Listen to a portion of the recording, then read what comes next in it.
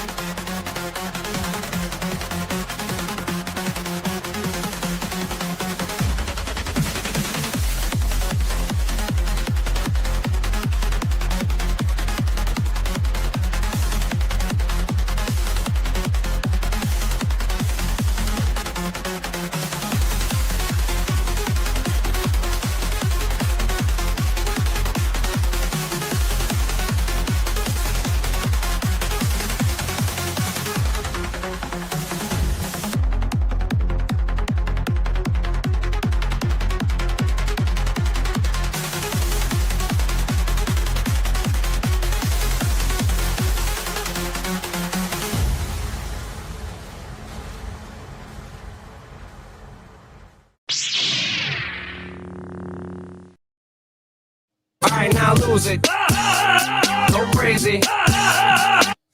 All right, welcome out to this week's episode of the Gamers Council. And yes, it is 1000% my fault that we were running a little late today. You know, they made some tweaks to the background and you know, I thought I had things set up right. And then, you know, anyway, no excuses. It's all my fault. That's what it was. That we were talking a whole bunch in the background. We're like, oh shit, we should start the show. let's get all this on camera. Everybody can enjoy it. There we go. Yeah. Oh, guys. So welcome out. We appreciate everybody being here. Oh, so many great members of the community here. And look, Day Reezy's already here. Yeah, Razor Ultron. Oh, this is so great. This is so great. So many, so many others, including a super chat we have from Adidas. We'll get to that. Lotus Spree's already been here, sneaking in and out. We'll have to say hi to him too. But let's go around and introduce who we have with us. Of course, we have the one and only, the legendary killer. Scrub Nurse. What's up, Scrub?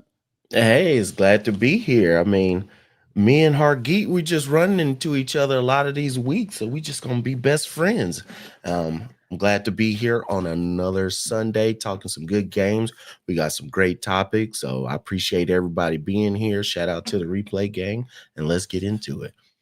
Oh yeah, and of course I hit a button, and God knows what happened. There we go. My controller fell into my control panel. I'm here. I thought I had a stroke. Not yet. Not yet. Jeez, please. Just kidding. I'm just kidding. Yeah. Is that burnt toast? Anyway. Oh, hey, just kidding. Hargeet Chani, my man. What's up, buddy? Welcome, sir. How you doing? Yeah, doing well. I finished up Outer Worlds and then finished up Mafia, and I started playing a little bit of Call of Duty, and I got some things to say. Ooh, we have a lot to talk about today. It's one of those things where you start the week, and you're like, last week's show ended, you're like, oh gosh, I wonder what we're going to talk about. I know there's Game Awards stuff's coming up, but that's not till next week, and then it's like, so much stuff is going on, different directions, all over the place, craziness, wildness, and then of course our amazing members of the community that have already started. Look, let's get that one right there. Adidas, $2. Salute to all. Happy Xbox. Xbox dead. Oh, and I turn on the fun video from our friend Farky, of course. Here we go. Xbox dead. Wow, look at all those gifteds. And I know, right? I know. A Lotus is bless you. Gifts 20 WebDave memberships. Thank you so much, sir. Amazing. God bless you, sir. God bless you. God bless you, everyone. We're almost there already. I know it. It's crazy. It's just, it is crazy. But Adidas 20, thank you so much for the super chat. We do appreciate that greatly. And guys, it's just membership is $1, and we do that just so you guys can get these cool emojis and stuff. So not like some other channels trying to, let's up your ante and do this. No, screw that shit. Sorry, Reforge. I mean, what? Anyway, but we do have a really good one. We have of course the legendary FarQ has his own. That's right. He has his own emoji. Yeah, because all the stuff and the dog's in the background, and because apparently my dogs are hungry now that I'm on air. Isn't that great? But my wife's going to take care of that. Sorry for the barking. She's laughing at him. Oh, that's funny. Yeah. Oh, she's telling him, stop. Shh, quiet. He's on air. Whatever that means. All right. So, and then we also have Scrub Nurse. I like that one. I like that one a lot. Yeah. And Fuzzy, hopefully we'll be here in a little bit. Bram Strokers is in the chat too. I'm always watching. Are you? Kind of creepy, but that's okay. What goes around comes around, right? We have 100 people watching us live, and enough of my shenanigans. It's time to get serious and get into it. Hargeet, my man, what are we going to talk about first, sir? Let's get into Call of Duty. And, we're talking Call of Duty. Of course, everybody knows Black Ops 7 just released on Friday, and we have Scrub Nurse. Take it away. I'm just kidding. He's like, what? Wait, no. I mean, truthfully, y'all, I haven't downloaded the game yet, so I don't know how much I can talk about this game. I'm playing. So I'm playing. Of course, I download the game. Of course, I've been playing. Hey, Scrub Nurse, can I interrupt you real quick and just say one thing? I haven't downloaded the game, but I've been playing it. Ooh. That's right. The cloud. I haven't downloaded all that big. That's gonna take a long time to download. And not the preview cloud, just totally cloud. Yeah, and it's working great. Hargeet, the cloud's working great. Well, you don't live in Louisiana either, though. Oh, that's true. I live in Kentucky, right? Bumfuck Egypt. I mean, yeah. Well, Louisiana should be close to Texas. I'm assuming they'll have pretty good. Internet's okay. It's okay. Yeah. I was surprised. I didn't mean to interrupt you, but when you said I downloaded it, I was like, you know what? I haven't either, but I'm playing it a different way. You're going to be really close, Kentucky, because Virginia will be your servers. Oh, well, there you go. So you're going to be really close to the servers. That's like cool. The major hub of the U.S. is U.S. East. It's in Virginia. That's awesome. Right. The D.C. area. So there you go. So anyway, sorry, Scrubners, I didn't mean to step on you. I just when you said it, just kind of popped in my head. But seriously, I'd love to hear what you have played, what you do think about the game, how it's going so far, and then in Hargeet we'll talk about the. We'll just continue. This conversation is going to get big. In chat, you can chime in as well too. The multiplayer, the campaign, the. Sure. Everything. I'll start out this way. Like we were talking before we started the show. This is the first Call of Duty that I'm probably going to be all PC, and that's it. I will not touch Xbox, even though I did get the $30 upgrade. I went on and downloaded it on Steam. I ended up getting me a capable PC where I can be able to stream from Xbox games that I download on the Steam and just play and send it directly to YouTube. Most of my laptops or PCs weren't set up to cover gaming to get a good quality stream. And Xbox doesn't play well with Google, so you cannot direct stream from your Xbox to YouTube. You can do it for Twitch, but not YouTube. And rest in peace, we all know Mixer is gone. I used to love when you could just straight from your Xbox stream in 4K, but those days are gone. I hate that. But I have played the game, and I'm enjoying it. It is totally different.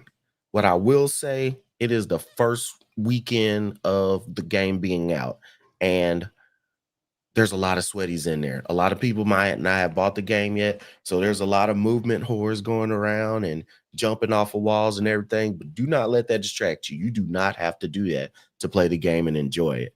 The visuals are great. The gameplay is great. They took back the skill-based matchmaking where they made it very, very small. I know music mixer gone too soon. But they made it fun where it used to be. You remember when you used to play in the lobbies, you might get your head bashed in one map, and then you stayed in that same lobby. You kind of talk trash before in between matches, and then you started in the same lobby the next match. And that's what they've done now. They do not disband you from the matches afterwards, and they've dropped down the skill-based matchmaking, which it makes it fun because especially for me, because being not the greatest in the world, but pretty decent at what I do on Call of Duty, I can never play Call of Duty by myself because it puts me in so high a tier of players that it's like my brain hurts after one or two matches to have to be perfect. So now with the skill-based matchmaking pretty much dumbed down, you can play. You're going to have some great matches. You're going to have some matches where you're okay, some matches where you're good, and it just makes it a more fun and chilling atmosphere, I think, for me. Guns are good. If you like any of the Infinite Wars and stuff, it's not jetpacks, but you kind of have that traversing around the maps. The maps are great. It started out with what, 16, 17 maps? When the last time a Call of Duty started out with 16, 17 maps at the beginning. And then also for season 1, which it comes out in a couple of weeks, they're going to put 6 or 7 more matches. 6, 7. You saw what I did right there. But anyway, it's fun. It's worth it. I'm enjoying it right now. Like I said, I started my YouTube process as far as streaming. I have one video on there right now that I have streaming, and then I'm going to start doing that. So if you want to check that out, you can follow me on YouTube. And if you follow me on YouTube, you'll be able to see when I go live and play the games, and I'll talk about what I like. I just put the link in the chat, or you just come jump in with me and have fun. Now, as far as the campaign, I cannot tell you about the campaign because I haven't played it yet, but I have heard and I have seen some stuff that I really don't like how they did. It looks like they tried to be as innovative as they wanted to be, but they just decided with their innovation, they threw out the baby with the bathwater a little bit. Them deciding to it always being online. You're tethered. They make matchmaking for your campaign. So when you get in campaign, it all sets you up where it tries to matchmake and find 3 other people for you to play the mode. You can make it where you don't want that and it's just you, but it's going to be harder. Also in that situation, if there's an update in the middle of your campaign while you're playing the game, guess what? It shuts down your match, and there are no save points in the missions. None of the missions have save points. So what it does is you have to complete that whole mission. You and your friends can't just pause the game and go run to the bathroom, pause. No, it doesn't do that. There's no saves.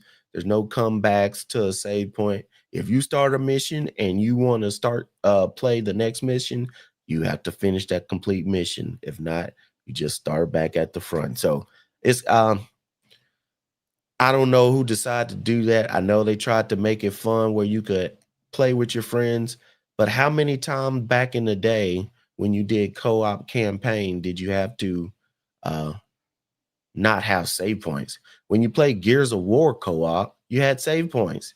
You and your friends were playing whatever level and it was hard, you died and you started back at your last save point. I just don't know why they ended up doing it that way. I know that they have in-game playability after you play the campaign where you can sit and it's like a extraction mode. a little bit different than DMZ, but it's an extraction game. I think that's a good idea to have, and everybody sit and play with it. Oh, wow. We got 50 gifted memberships. Lotus is free. Lotus is free. Gives 50 WEBDAVE memberships. Wow. Thank you so much, Lotus. Thank you so much, you sir. to take me to lunch. That's what I'm talking about.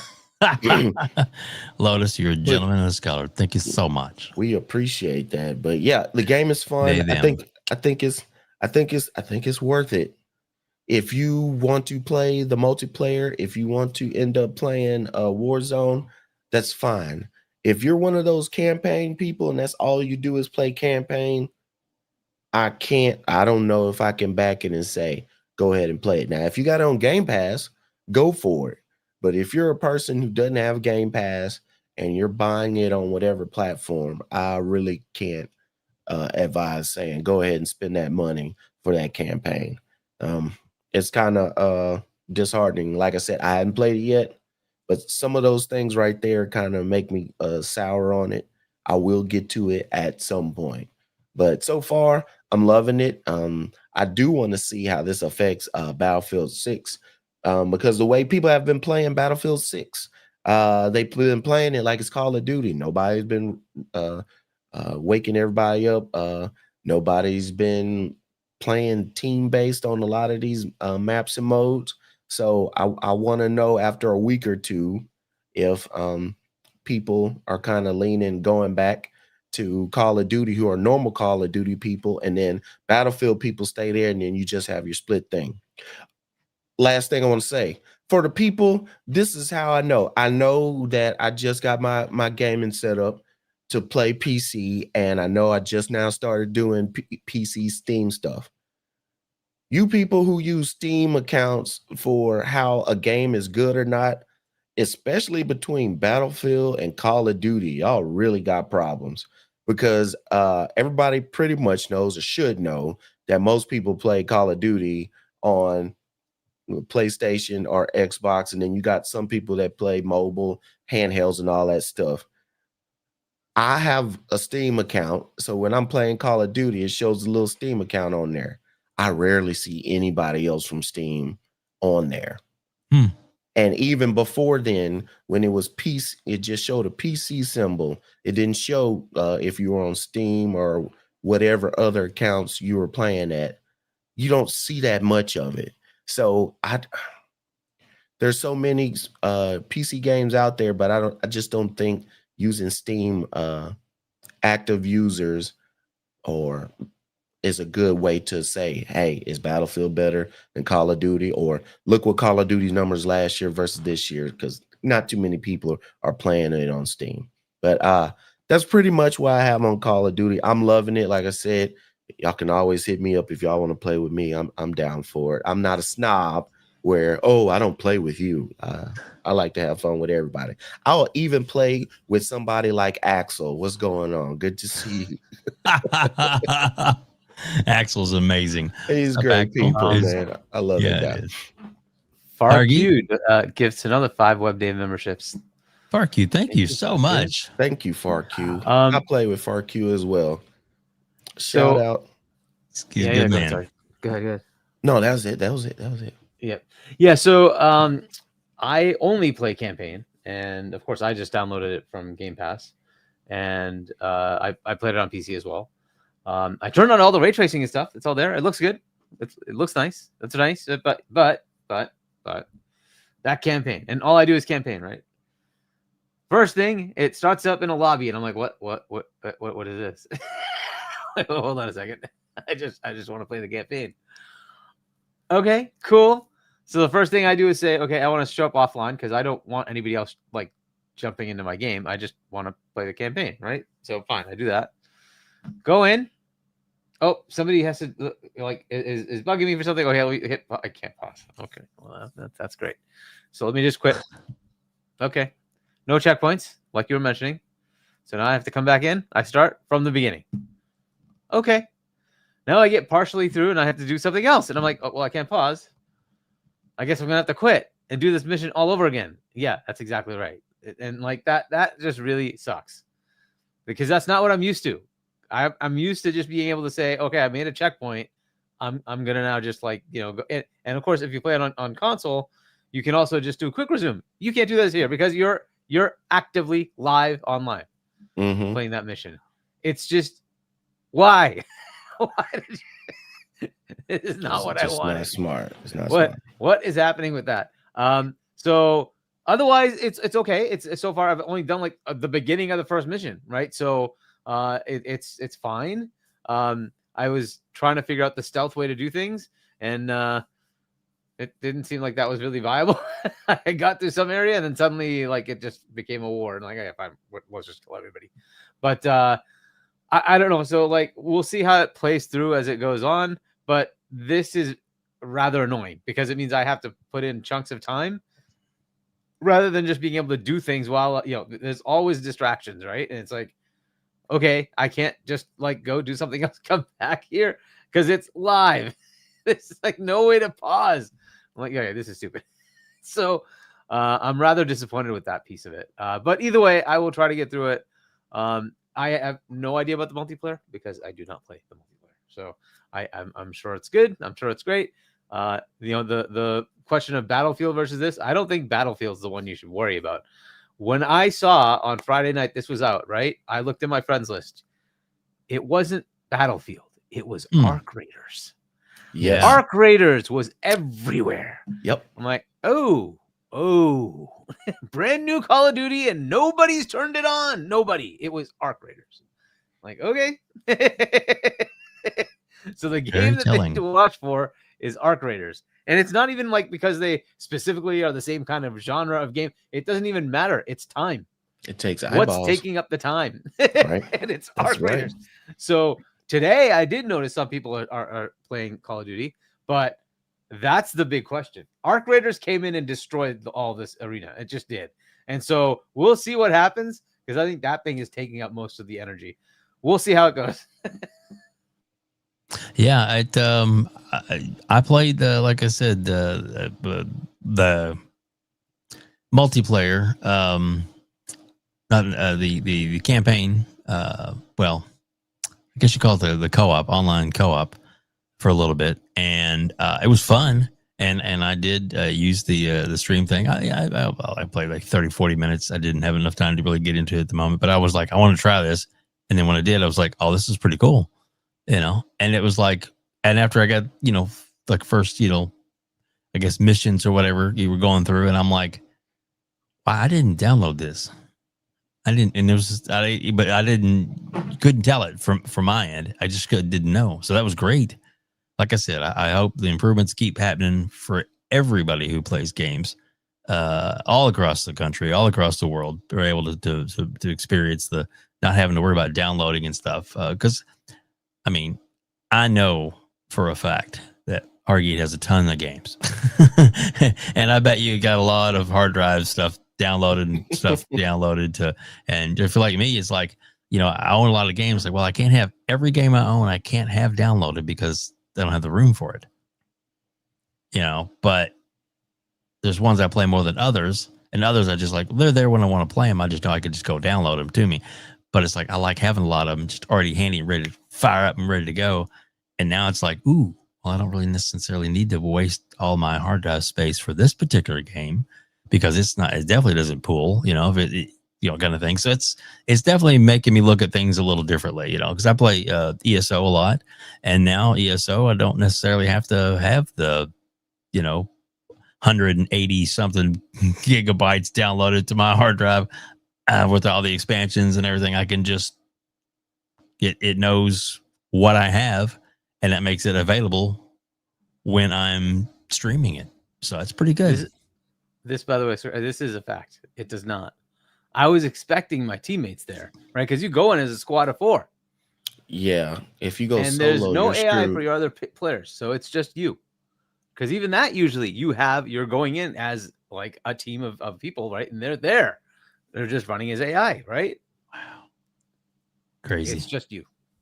Yeah, it forces you have to play with three at least a full team, 3 other real people. Yeah, if you decide to go by yourself, you're playing it by yourself, and they don't dumb down the AI or put less players in the field.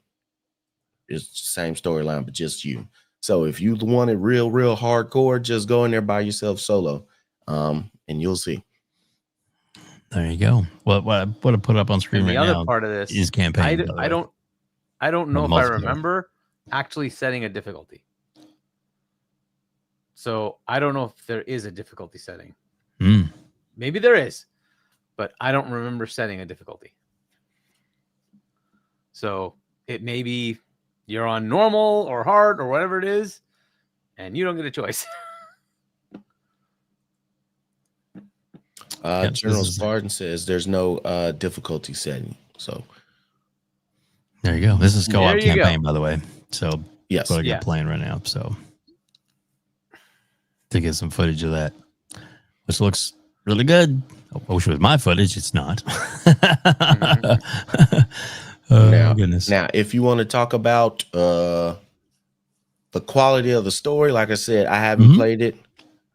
I've heard a lot of people say it's not too hot, but hey, when's It's the Call last of Duty. Yeah, it's Call of Right, Duty. I mean- They're gonna have a great story, I guess maybe 1 out of 3.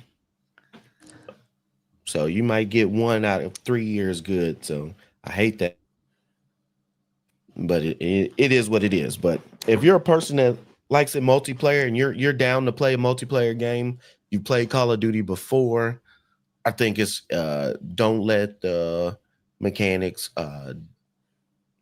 scare you away from playing it, because you don't have to use it. Now, if you want to traverse through different parts of the map and be sneaky like I am and try to flank everybody, you're gonna need to have to bounce off a wall or two. So it just kind of is what it is. But I'm enjoying it, and I've only played it, I don't know, maybe 8 to 10 hours, and that's because I've been on call this weekend, and I've been playing another game as well on Steam that I really enjoy. Yeah, well, being a nurse, you definitely got to be. That is a tough job in its own, for sure. So I also work at a hospital. Not what you do. No. But yeah, those long hours though, things sometimes can change on the dime. That's it's correct. The priorities of things you got to take care of. So it gets kind of hectic, but I enjoy it. So I'll tell you that.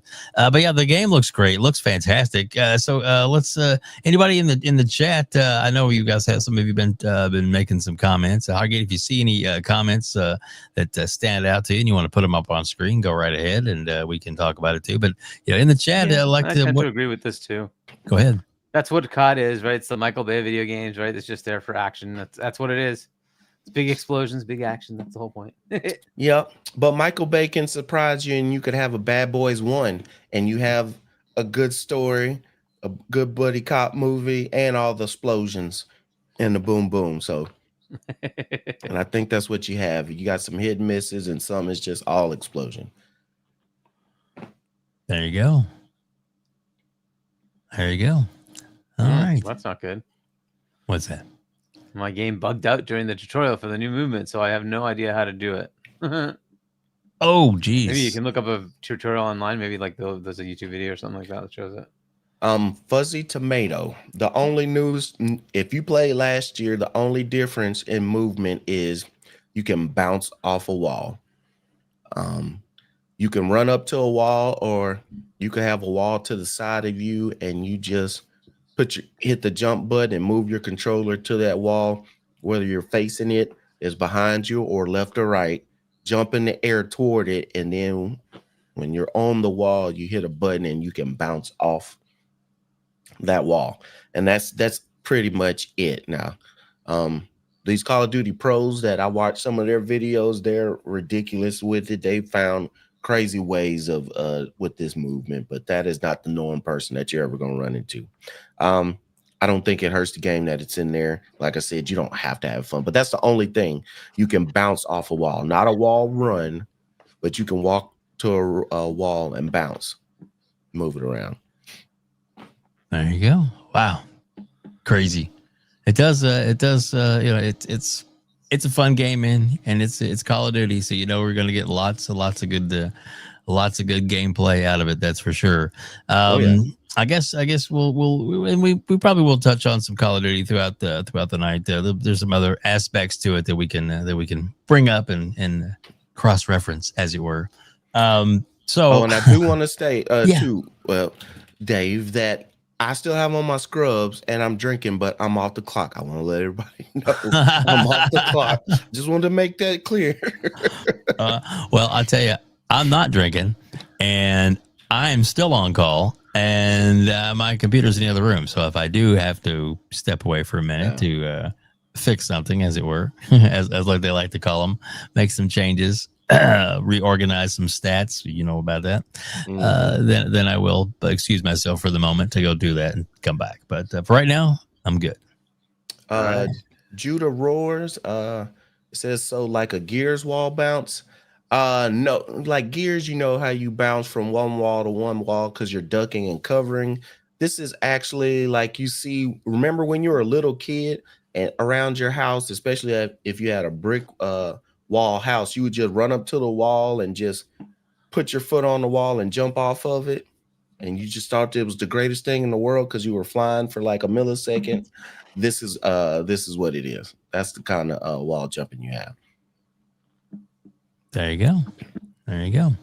Hargeet, where would you like to go next? We have so many topics. Yeah, let's do the Sony topics together. Let's just get that out of the way, right? So now, Hargeet, before we start that, yeah, I think you need to change your background.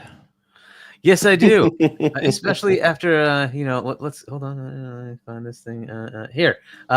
Yeah, so apparently Marsh is not happy with Call of Duty because it's now owned by Xbox, and poor old Sony, they have to write these massive amount of money checks to Microsoft. He's so burned by that. But I have great news for you. Great news for you, Marsh. You can play Concord again, at least until Sony gets to shut those servers down. Because it's back. Oh, you can go play it. You can play the game you wanted to support. It was so much better than Call of Duty. So much better. You know it. Go support it. Wait. I thought it was better than Star Wars. That's right. Be the new Star Wars for this generation. New Star Wars. That's right. Exactly right. Senor Host. This was the most important IP after the most important IP of Horizon. This was going to be their next most important IP. Exactly. And it is that they're suing to make sure you don't play it. They don't want you to play it. It's too good for you. It's too good for you. They make it too good. It was too good for you. Oh, I'm sorry. Well, I mean, I'm surprised Aloy isn't tied into it at some point. I'm sure she would. There you go.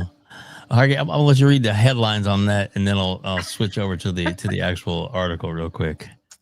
All right. So Sony is now cracking down on the fan-made Concord custom servers. The company has started issuing DMCA takedowns on YouTube videos showing the gameplay. And here's a little bit more on the, but yeah, I mean, I've played private servers. I'm not gonna lie. On certain games, like especially like Phantasy Star Online. That's the biggest one that I've played, and private servers on that. And there's a lot of good ones out there. In fact, me and my son, for a while, we even ran one for a little while. That was really cool, and because you could just make yourself whatever you wanted to be. And set the levels of everything on the game. It was a lot of fun. A lot of enjoyment out of that because we really enjoyed that game. But yeah, this says Sony's like, oh no, you we're not gonna have any fun. You're not gonna have any fun.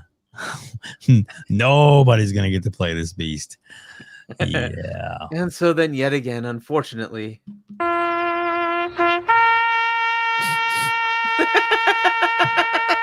Wow. So sad. I have another horn for y'all. Oh,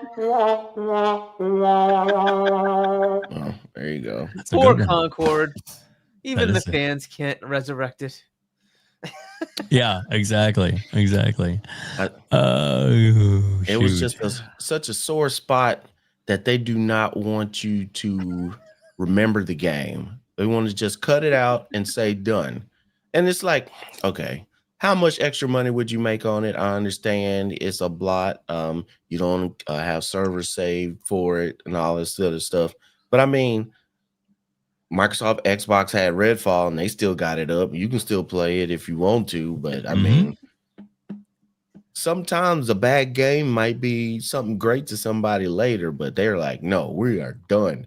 And the only reason I think they can just say no more playing because one, I think that if folks found a way to get through the code, they could find some more stuff about Sony or maybe hack stuff. You never know. So that's the only thing I can think of where they're like, we're shutting down everything. Any of y'all trying to do these servers and kick it up, we're shutting it down. Because it's like some of these folks had the hard copy disc. And now you're gonna say, oh no, you can't play it at all. Some people specifically did not update their PlayStation so they could keep playing the game. But you know, it is what it is. It is. It is.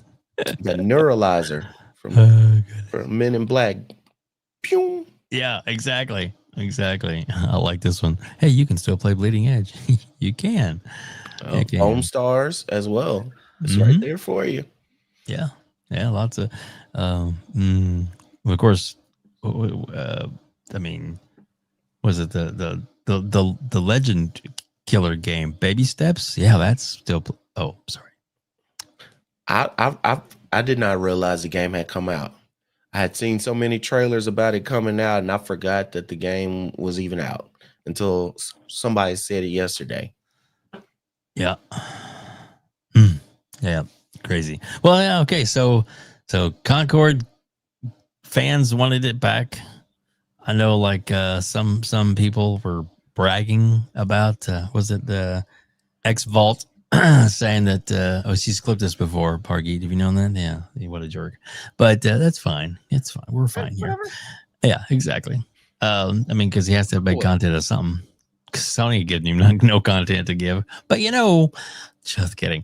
Except for this. So yeah, so he bought 2 copies of this. He was so excited to get his 2 copies. And or 3. I think he said he brought 3 copies. That's what it was. 3 copies. I wonder if he still got them. Maybe it'll be worth something on eBay someday. Yeah, they're gonna be worth a lot probably in the next 30 years. Yeah, there you go. There you go. I know their controller actually did make it out, and that didn't get recalled. So that's pretty funny. Pretty funny. I wish I still had that article where they won when the people that made it, the developers on the team, they all got this special plaque and instead, did you see that? I remember that, but it's a Firewalk. You mean the studio? Yeah. They somebody found their plaque, but they had a Goodwill. Where they had donated it to Goodwill because they didn't want to be known for that shit. I'm just saying, it might just be like the building, right? They just said we're not renewing the lease, and whatever's there, take it. Maybe so whoever just took the building back just said, all right, just take all this stuff, box it up, and send it to Goodwill. We don't care. Probably could have been what it is, right? So yeah, who knows? I mean, Herman Holtz does not have a good track record these last 2 or 3 years. I'm surprised that they're still letting him be in charge of stuff. Yeah, I'm with you. Oh, look who it is. Paris, have you seen the video? Have you seen the little video, Paris? Dancing on the grave of Xbox. Yeah, we played that a lot last night. Yeah. As the Undertaker. Get a Steam machine, because Xbox did. Oh, I should have put that on my pad. Those bells tolling. That's funny.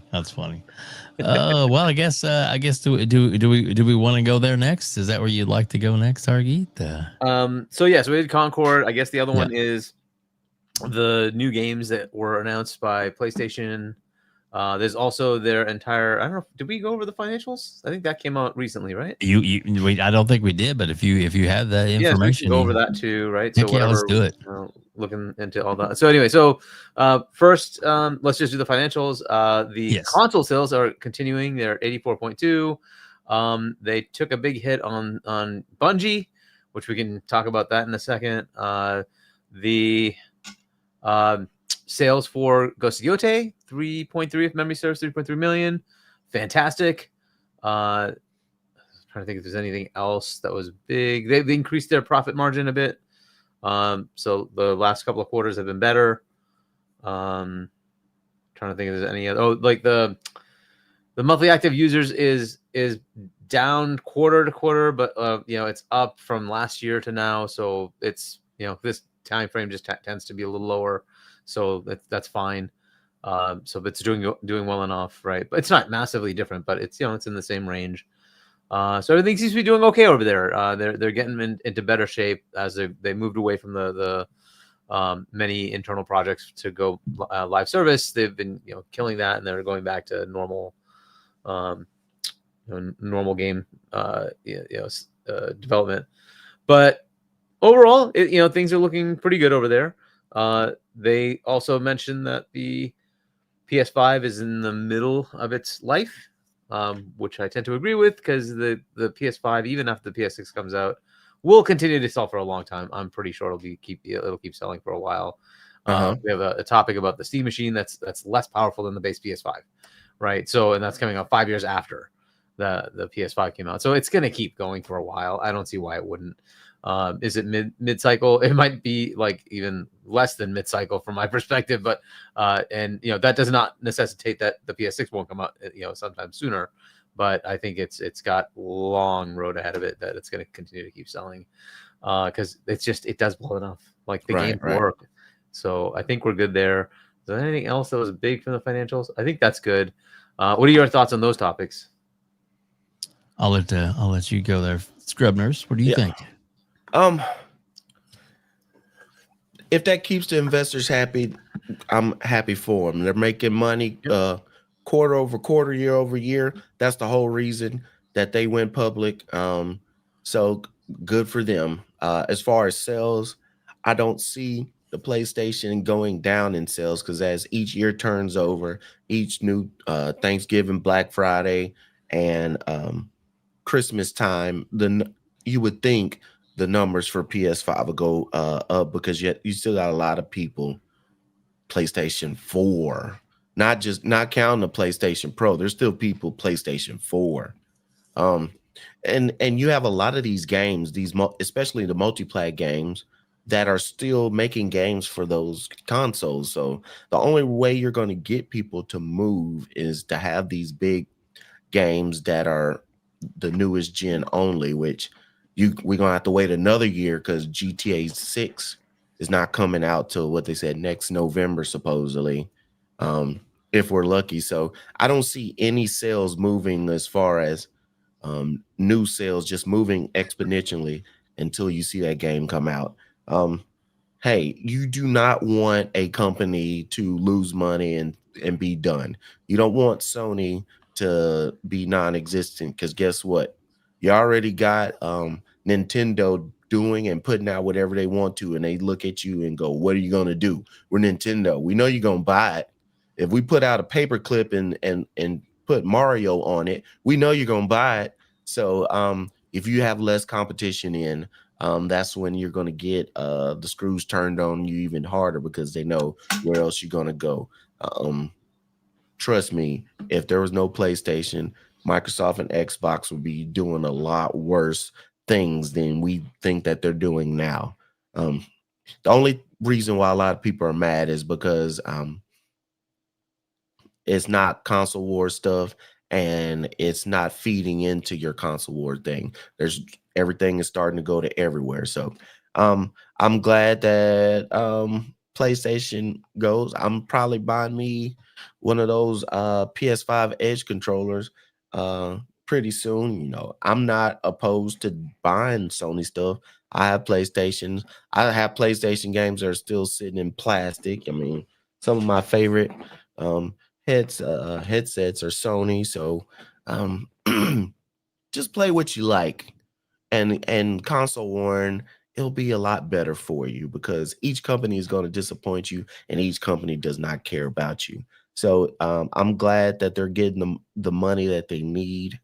And if it goes to better games, and hopefully they'll come out with something. I think the only thing we really know that they're really banking on to pull the money in is what? Wolverine? Yeah. What's the biggest? Well, We have other title. games, right? But We have other games, We yes. But I'm do. trying to think, what's the biggest tentpole game other than Wolverine that's so about to hit? Saros is coming out. That's not going to be a big tempo game. There's obviously MLB The Show that will continue to come out, and I'm sure it'll do well enough. And then they have Marathon is potentially coming. I don't know where that ends up. I'm glad you That said sounds like it's potentially. not gonna, I don't know, but Let's see. That one is worrisome. If that game comes out, I'll be surprised because I think, especially now you have Arc Raiders out now, you can't put this game out any time in the next 6 months. There's no way. You gotta wait and do the best you can and see if folks get tired of Arc Raiders. But for right now, you cannot put that game out, Marathon, for the next 6 months. It has to be toward the end of the next year. It's 2026, right? That's I'm assuming that's because Wolverine will likely be at the end of the year, next year. But look, they have other games. We just got a couple of new announcements. They also have the partnership with Marvel on Tokon, right? Arc System Works, whatever. Right. So they're working that game, which I assume will get them something. I don't know what that partnership looks like, but either way, they're help funding the game, so I'm sure they're going to get something out of that. And hopefully that does well. I don't know how that's going to go, but hopefully that does well. And then what else do they have? I'm sure they have lockdowns. There's got to be some lockdowns I'm missing. That they usually have something they've locked down for. Third parties. You know what it's going to be? It's going to be if GTA makes it in the back half of next year. That's what they're banking on. Yeah, I think everybody kind of is in the industry. Yeah, because that's gonna push their game sales if GTA is still saying they're gonna be current gen only. And that's sad to say that you need a third party, but I mean, consoles have banked on, because yes, exclusives are important, but consoles have always banked on FIFA, Madden, NBA 2K, and Call of Duty, and then GTA every 10, 12 years. So, and outside of that is the consistent Fortnite and the Roblox and Minecraft and all that. Yeah. They just keep going. Yeah. So okay, cool. As far as I don't know, WebDev, do you have any thoughts on that part of it? We have more. Well, I mean, financially, there's parts, where they're not dead, they're not going away tomorrow or anything like that. But it's, they're not where they want to be, and they're changing directions, and it's clear to everybody except for ponies that they need to follow the money, because that's what they're in business for, is for the money. Yeah. And the way they see their opportunities to make money is to go different platforms, different ways, different directions, including what I'm sure going to start talking about next. One other point to go over with the financials is the impairment on Bungie. Oh, yeah. Unfortunately, what a burden Bungie on them. is not working out, and it's so they had an estimate of how much they were expecting to make in revenue as part of the acquisition, and that was what they sold to their shareholders. And they had to come back and say, well, we were off by a couple $100 million. Unfortunately, it did not meet the targets.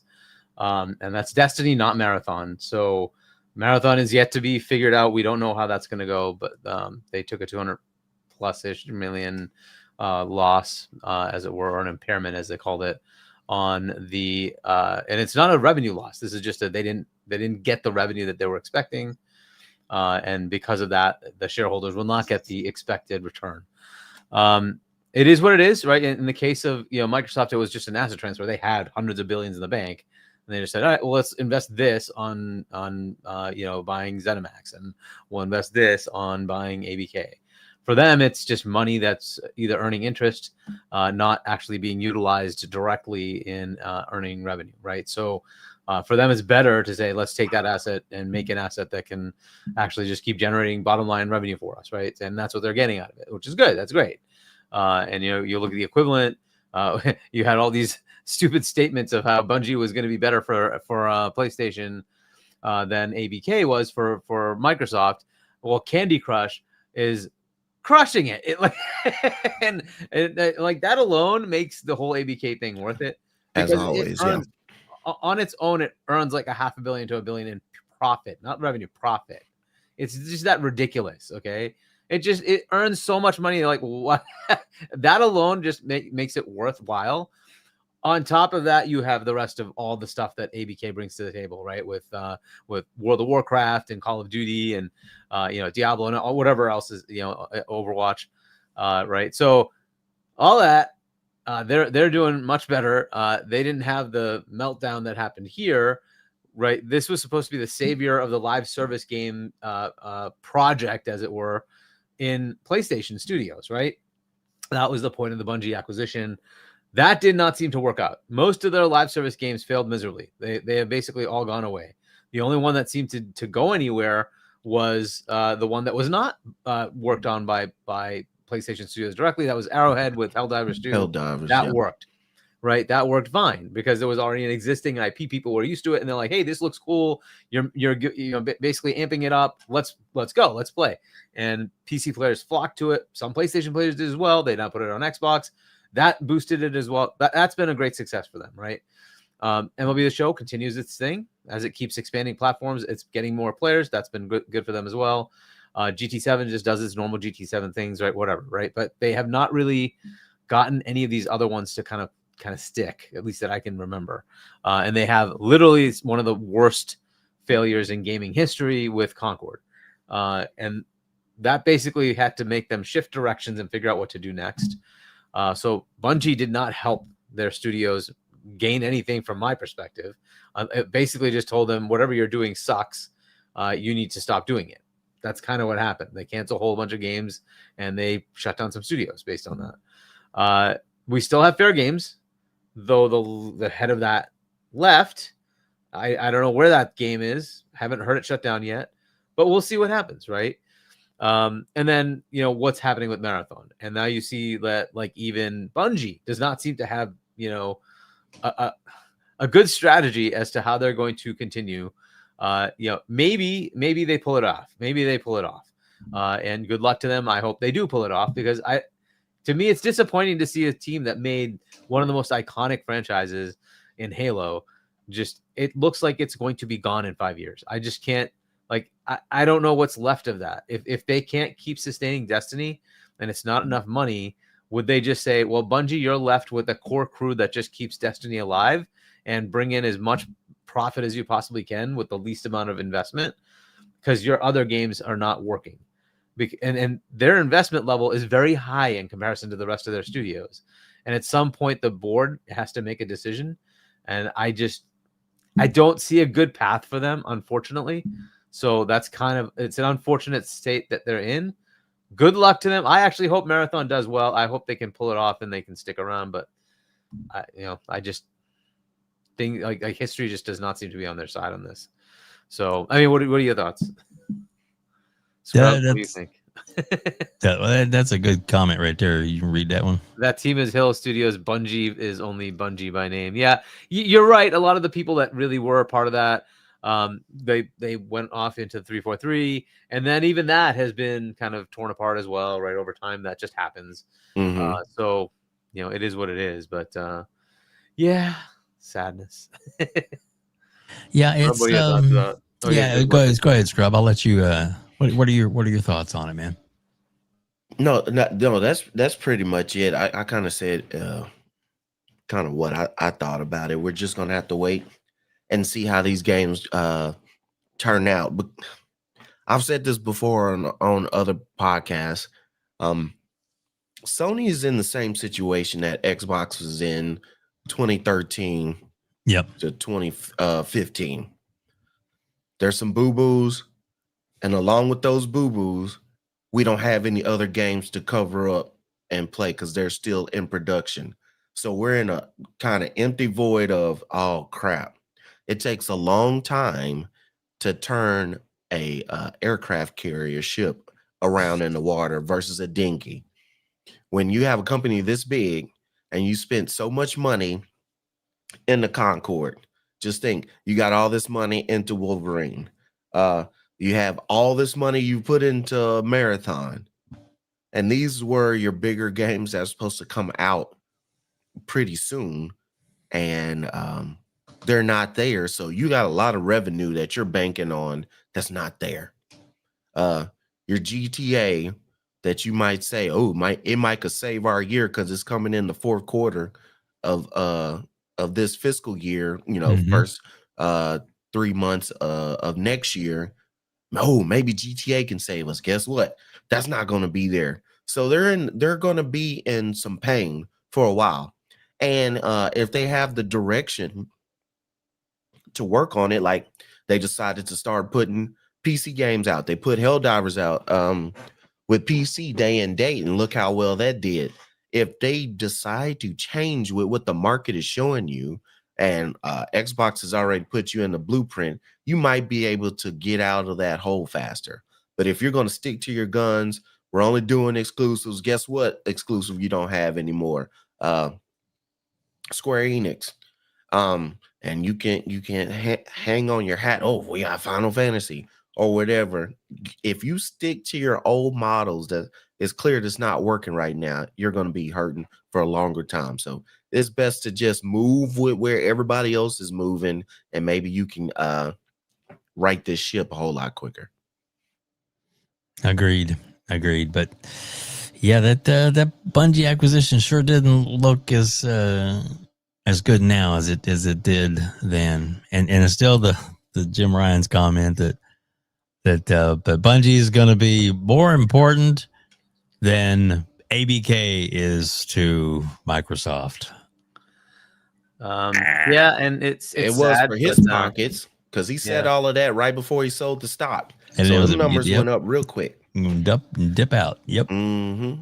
I guess they just didn't realize what the current status was, and this is kind of unfortunate for them, right? They were really not well versed in the whole live service model. For them, this was an acquisition that puts them in a position to have something like that.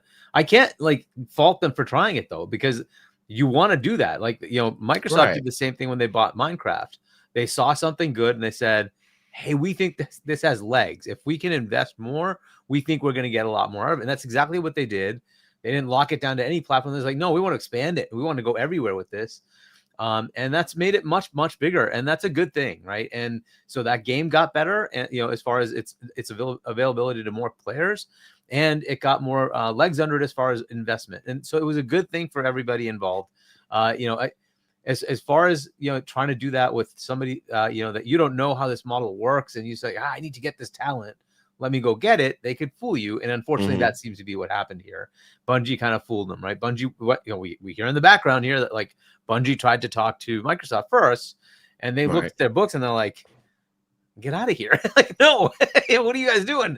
Your run rate's crazy. No, this isn't gonna work for us. So your asking price is ridiculous, and you're just you're not doing the right things here, because they know how it works. They have the live games, right? They know how it works. And they're like, no, that doesn't seem right. There's something off here. So they said no. Go ahead, go somewhere else.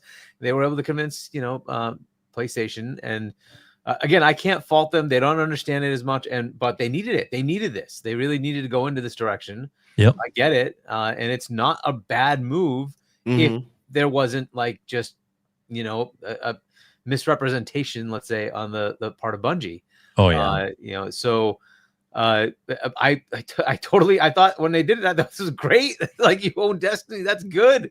You're going to learn a lot from these folks, right? But no, it turned out they just really fooled them, and it's turned out to be a disaster. It's unfortunate.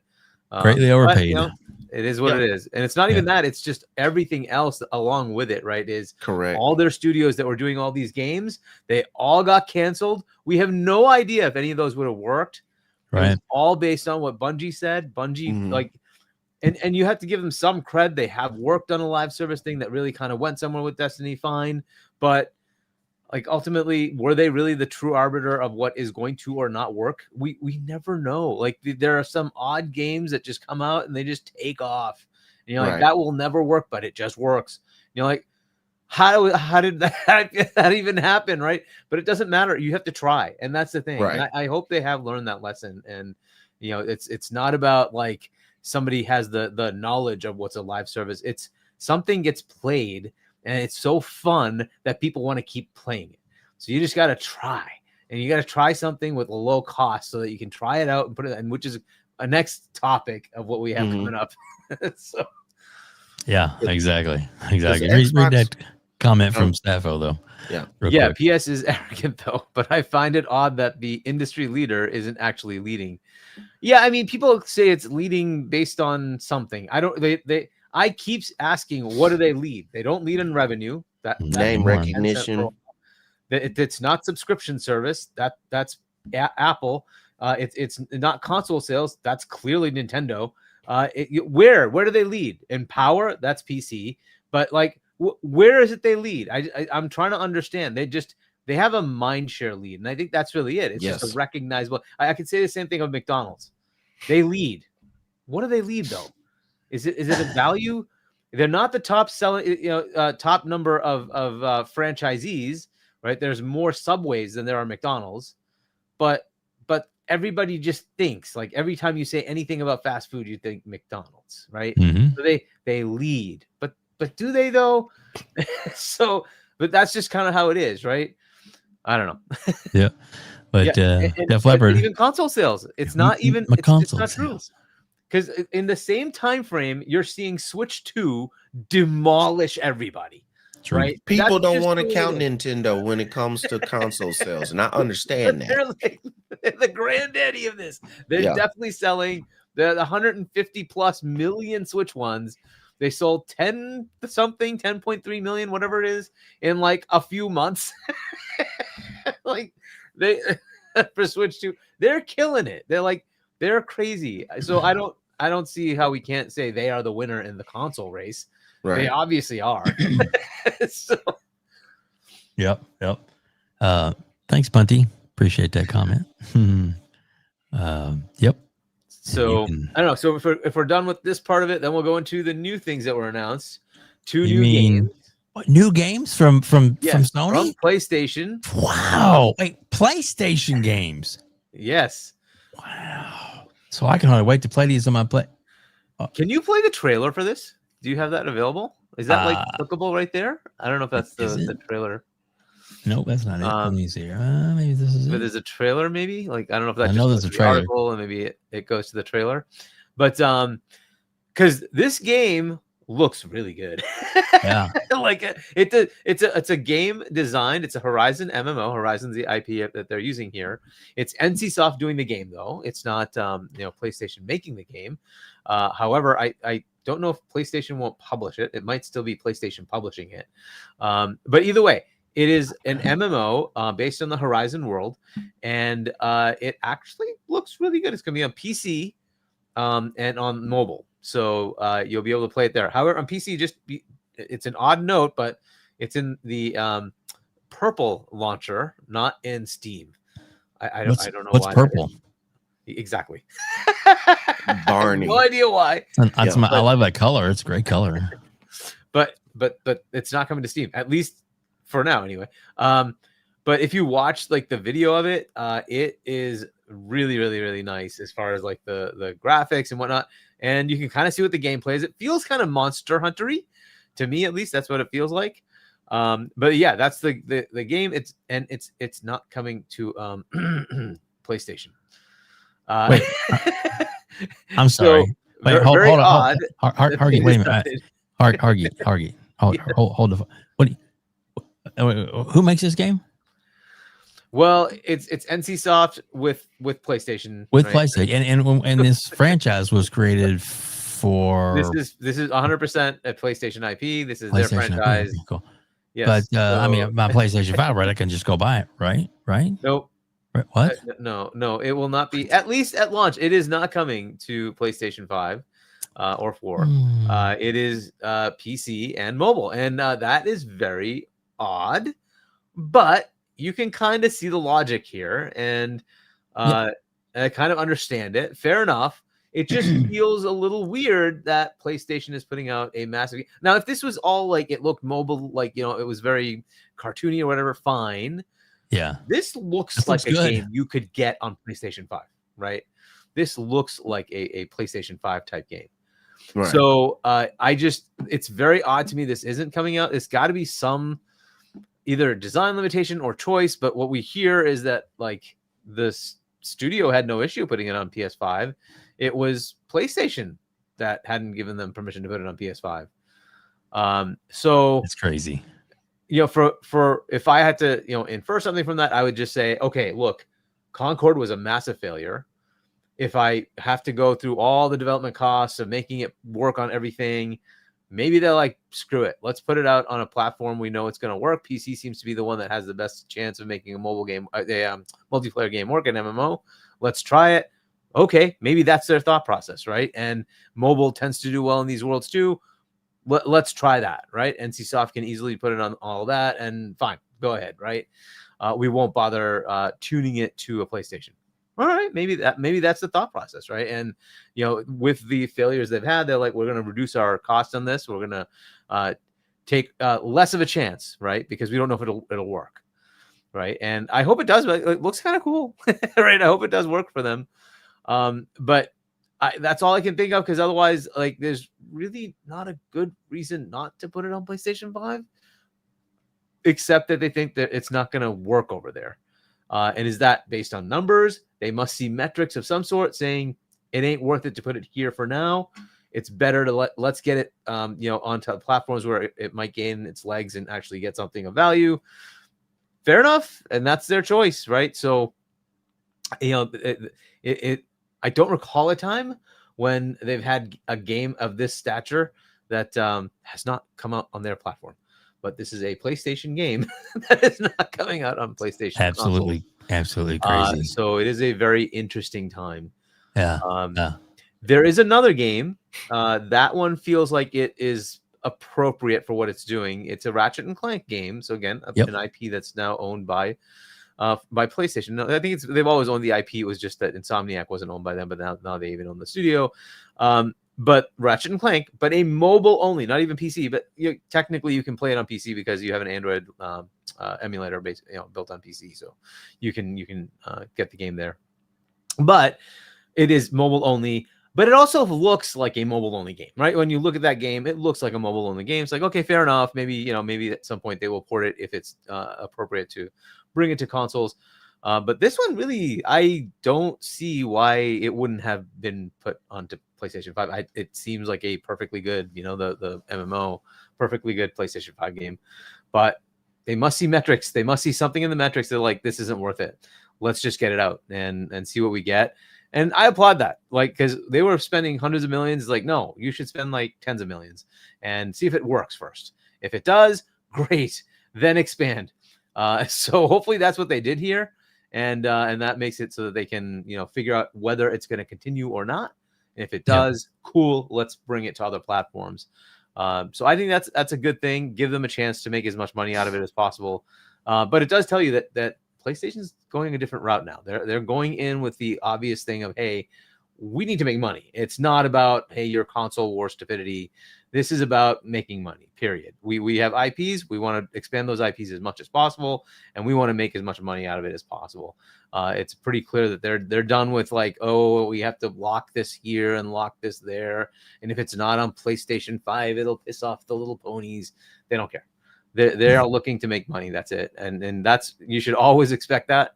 Every company, bottom line, that's what matters. It's literally bottom line. That's all that matters. How much money can they extract from your wallet? They're going to just find customers. And I applaud them for that. This makes sense in a lot of ways. I get it. So good luck to them. I hope these games work out. So good luck to the teams. It looks kind of like it's kind of fun, right? So both of them look pretty good. So good luck to them. Yeah, we got Fuzzy. Bad. We do. Welcome, Fuzzy Belvedere. Thank you so much for joining us tonight. Welcome to the house. This party's already started getting a little crazy, but we're so glad that you're here. So the current topic that we're on is PlayStation's dead. And I'm sorry, was that? I didn't mean that. I didn't. Oh no, I didn't. No, I mean, technically, you're gonna get put in timeout. Am I? Well, no. There's only one. It's always Xbox dead. Is it? Yeah. Well, I don't know. Truth hurts sometimes. I guess that's. But the a lot of people are upset about all this. This is it's a great game. Why isn't it coming to our system? Well, I mean, would you really put your stuff on a dead system? Oh, just kidding. It's a joke. I'm just playing. But go ahead. Your thoughts on this? They probably wouldn't buy it anyway.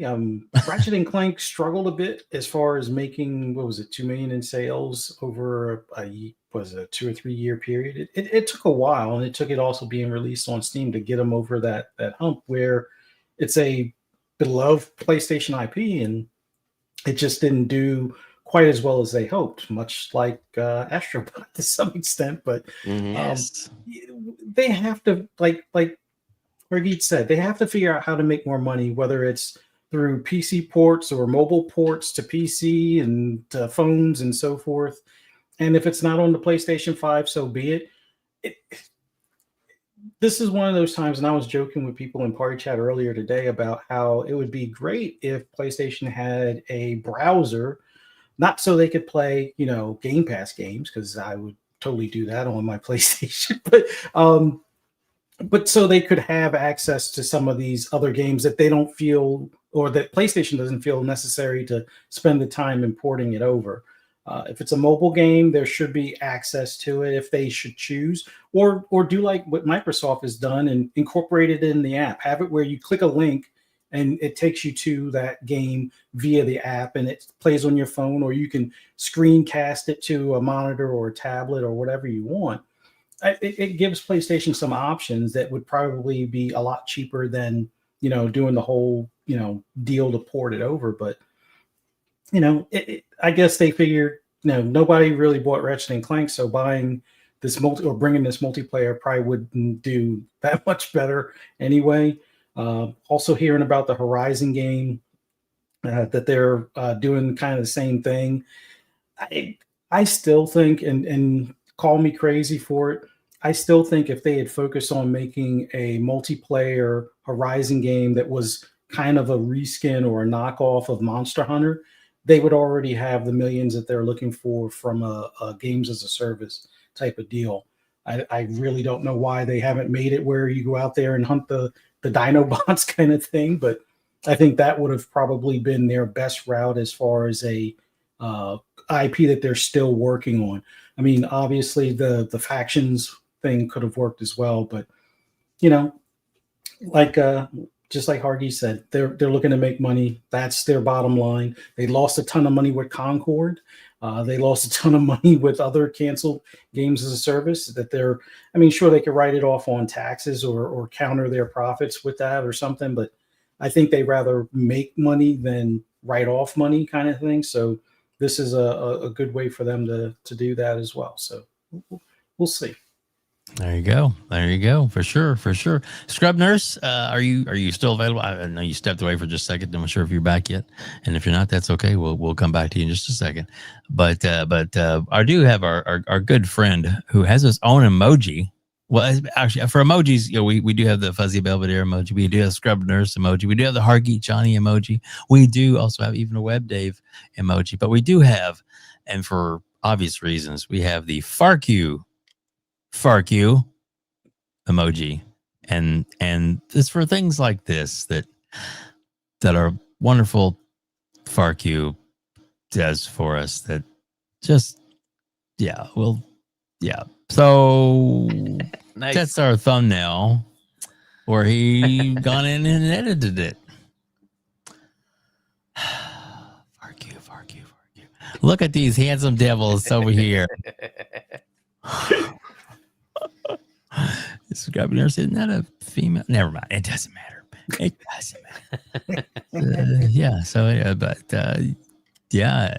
So there we go. We're all.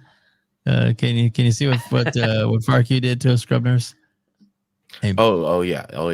yeah, he took care of it. That was pretty good. Look at that hair, man. Man, I wish I had that hair. That would be good. Yeah, and I think it was the actor.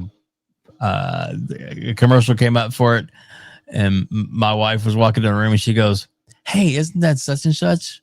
I'm like, "Who? What?" And I was like, "Oh yeah, he's a character actor that was on the Gilmore Girls, Jesse from the Gilmore Girls." Definitely a long way from that show. But he's a good actor either way, and he's really good in this game. So I'll pull that off there. I just thought that was kind of funny. Thanks, FarQ, for He's bringing out quick our with true it. talents. He's That's oh very yeah, he's quick. quick. He's super quick. That's for sure. All right, so Scrub Nurse, your thoughts on the whole Yes. multiple new games announced not coming to PlayStation? This is what they need to do. Kind of what we talked about the last topic kind of bleeds in this as well. They're trying to go and sell where they know they can get these things sold. As far as the Horizon, you heard it when we were talking about it yesterday. Shameless plug, the Dragon's Den 108 Dragons TV, 7 p.m. Eastern, 6 p.m. Central, Saturdays. Come check us out. When you look at Horizon, the whole series, out of 4 games, so the Lego, the Mountain, Zero Dawn, and Call of the West, yeah, Forbidden West. yeah, Forbidden West. I'm sorry. So those 4 games on PlayStation, PC, and Nintendo Switch totals around like 38 to 40 million. 38 to 40 million. And like somebody who was a PlayStation defender yesterday in the chat was like, well, you got to think Zero Dawn sold 17.8. So it was like, you kind of proved my point. The first game sold over half of all the sales for 4 games. And some of those games are on PC and one of them is on Nintendo Switch. And that's all you got, counting your PlayStation. The attachment rate for that is not good, especially the money that you're putting into these games year over year is starting to get larger and larger. For PlayStation and Sony to say, hey, this game right here, we're going to put it on purple, the game launcher purple, and we're just going to see how it does. I think that's a little bit better than spending however much money you want, because right now it looks great. It looks great for, especially if you're going to put it on mobile and these other platforms. It's like, hey, why not? I think it's something to just keep Herman Holtz preoccupied, because I cannot see them pushing and keep pushing a new horizon, a new horizon, a new horizon. The only person who's asking for a Horizon universe over all these consoles and for the next foreseeable future is Herman Holst.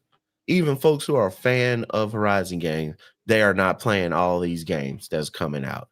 You say you want a movie, you want this and everything. It's like, just leave it alone. But I think it was one of those, it's already been put in motion. They okayed it 2-3 years ago, so it's just coming out. A lot of these things, these companies, especially since COVID came through in 2020 and everybody was at home and stuck, who weren't essential workers, were just sitting trying to catch the new wave. But if these games cost, I mean, take 3 to 5 to marathon from conception all the way to 7 to 8 years, you're going to be behind. By the time you bring this game out, it might not be popular anymore. That kind of genre, like Marathon, extraction shooter with all these colors and contrast that hurt your eyes, and you were using artwork that was stolen, which I'm not saying everybody knew about that, but you kind of put yourself in the bind. You have all of that, plus all the different games that have not done well. I think it's one of those things, we've already put it in the plan. Let's just see how it works. If it does great, fine, we can push it out to everything else. But I think it's better than them trying to put the big mega million push into making the games cost more, and production and staff, and you do a smaller studio and put it out and put it on iOS and all these different things. Yes, like I said, PlayStation and they're starting to see, Sony are starting to see, hey, maybe we need to go this way, even though we're a little behind on it. We need to make this revenue. So if that's what they're going to do and that's the start and it ends up working out, good. If it works, if it doesn't work and it's a flop, you tried. Because I mean, we're saying this about Sony, but not Marvel, I'm sorry. Microsoft took a racing game studio, Playgrounds, and said, I want y'all to do Fable. So, I mean, Fable is still on bated breath that it's going to be good. I mean, it could not be good or a flop. And then Microsoft and Xbox are going to have egg on their face. So all this stuff now, the only way you're going to win big is you're going to take chances. And these companies are very chance averse because they're trying to make these quarterly and year-over-year profits. So I'm voting for them. Hopefully they'll do well, and we'll just see what happens. Yeah, I'm with you. So all the way around, it's interesting. But I think they're doing what they need to do. You know, they wanted to get into mobile as well. They talked about it, and this is a good way to do it, is to get a little bit of mobile flair. And from what people are saying, there's a possibility soon enough that purple thing, however you play it or download it that way, it'll probably be eventually on Steam to where you can play it on your Xbox. Oh yeah. I'm sorry. You're muted, Hargeet. Sorry, I'm muted. There's nothing stopping you from using the purple launcher on your ROG Xbox, right? It's just another launcher available on Windows. So there you go. You're welcome to use it. But it's just weird that it's not on the one that everybody would expect, because it just sort of self markets when it's on Steam, right? Yep. So I don't know if it's a good idea to not put it there. But maybe they did it it's up to them to do what they want. So they wouldn't have the initial shock of, hey, it's not on our system. Maybe they wanted to ease everybody into it, but let's put it here first. Wait a couple of weeks. I know, but still, it's you're right. When you get it while the iron's hot, right? Exactly. Welcome, 231 people watching us live right now on X and on YouTube. Thank you all so much for joining us. Hargeet, we could go so many different directions. I think we should just talk about the Steam hardware. Let's do that next. Well, you know what? That's good. Let me play. Remember the thing I played at the beginning before we started the show? Yeah. I'll play that a cute little intro that somebody made. That is so fun. It is kind of fun. So let's show this, and I'll get this on the big screen, as it were. Kapow. And kaboom. There we go. So I'm not sure who did this, but it's pretty creative. So this is obviously a Steam Deck, not the new Steam box, but the intro on this that they created would fit well with the new Steam box that this is coming out. And we'll play this real quick, and then we'll get serious, but we'll have a little fun here.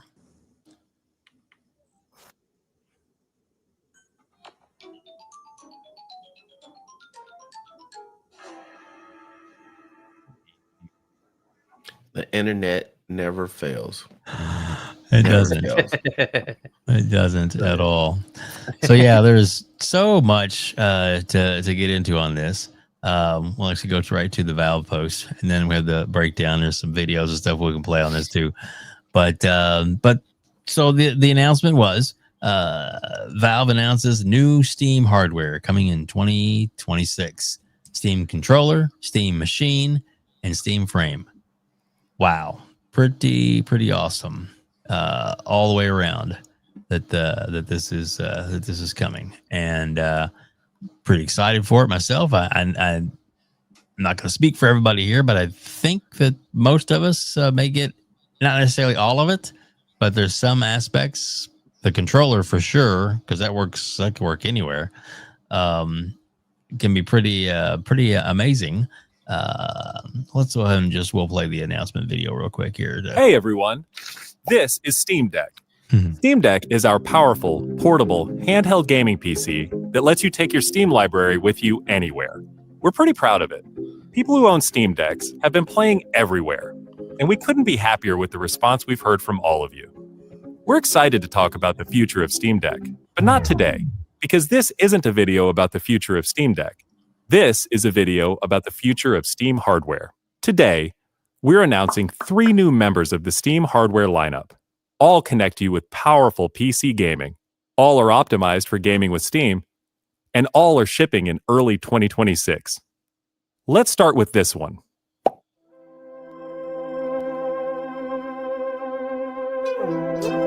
It looks so good. This is the new Steam controller. The new Steam controller puts all of your Steam games at your fingertips, so you can play wherever and however you want. Just like with Steam Deck, we want you to be able to play any game with your Steam controller, even games never built with a controller in mind. It has all the great features from Steam Deck, like trackpads, gyro, and back buttons, all in a comfortable form factor. Its next-generation magnetic thumbsticks let you play with improved responsiveness and longevity. We've put capacitive touch sensors on the thumbsticks and now on the back of the controller too, so you can enable precision gyro aiming with the touch of your thumb, or your pinky if you're feeling fancy. Play for way too long with a rechargeable lithium-ion battery that allows for over 35 hours of playtime. With Steam Controller, we want to make charging and wireless pairing something that's actually easy. That's why we created the Puck. The Puck is a combination wireless adapter and magnetic charger included with every Steam controller. Snap it on to charge. Once you're charged up, snap it off again. You can play over Bluetooth or a wired connection too. The new Steam controller works with any device running Steam or Steam Link, whether it's a PC, Mac, handheld, smartphone, Steam Deck, or the new Steam Machine. Oh, this is the new Steam Machine.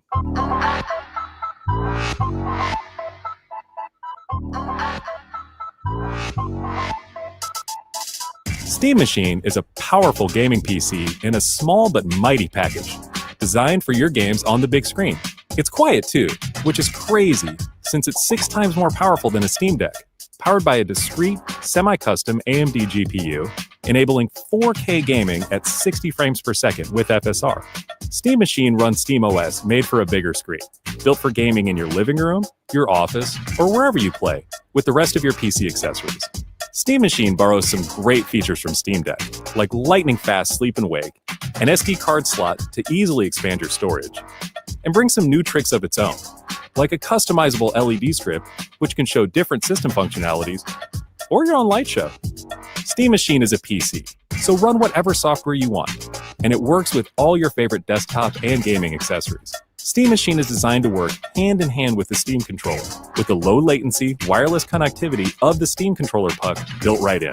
And it's great for streaming your games to your phone, tablet, laptop, Steam Deck, or Steam Frame. Oh, yep, this is Steam Frame.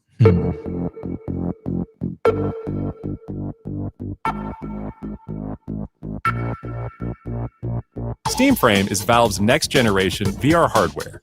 Stream all your Steam games, VR and non-VR alike, in this comfortable, lightweight, wireless VR headset.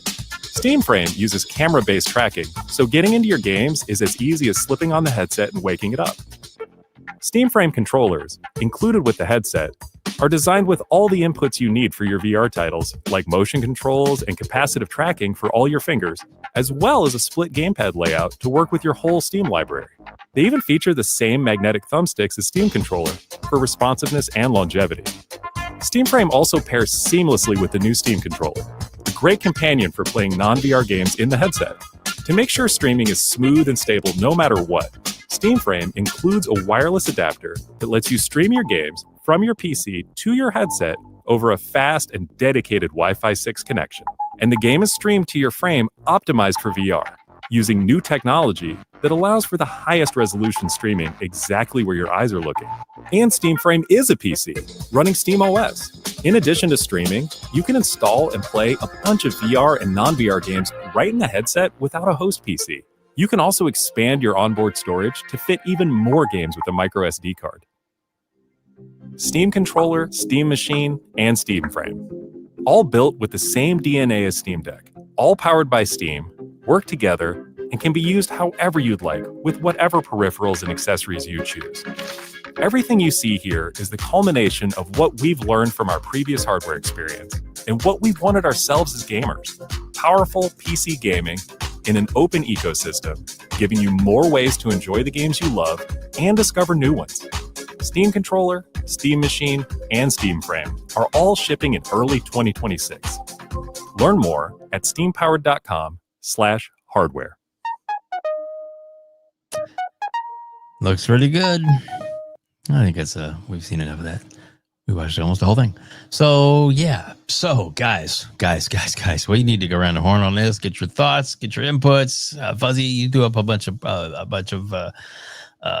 prices, speculative prices, or yeah, they're speculative. That's cool. I don't have an inside track, but it sounds, based on what they said as far as it being priced more like a PC or a mini PC as opposed to a console, I think it'll be a little bit higher than people expect by about $100, give or take. But I still think it's reasonable for what you get. Although the hardware does seem like it might be a little underpowered, but I think if we look at the Steam Deck as any like reference point, I think that's able to hold its own, even though it's going on 3 years now, and games still play well. You may have to do some tweaking, but I think devs will pay more attention to this device, just like they did with the Steam Deck, and make a profile specifically for it, so it'll look console-like. The games may not be 4K native. I have a feeling a lot of them will be scalable to 4K and maintain that 60. But it'll look like console games for the most part, as far as shadows and some of the texture details and things. But I think this is a great device, although I disagree with the chatter on the internet as far as how it affects the current consoles out there. But we'll get into that some more, I guess, afterwards. But yeah, I'm loving it. I don't know if I'm going to buy all of it, but if those prices that I posted are reasonable or close, I might get all of it, but in stages. I can't afford to do it in one swoop. What were the prices that you posted? I put $599 for the 512, $799 for the 2 terabyte. You don't need to get the 2 terabyte. You can do it yourself. I mean, unless they do something like they did with the Steam Deck, where they give you It's like upgradable. profile things or something like that. Yep, it's upgradable though. Yep. Yeah, so you could do that upgrading to 2 terabyte on your own for less than the 200, I believe.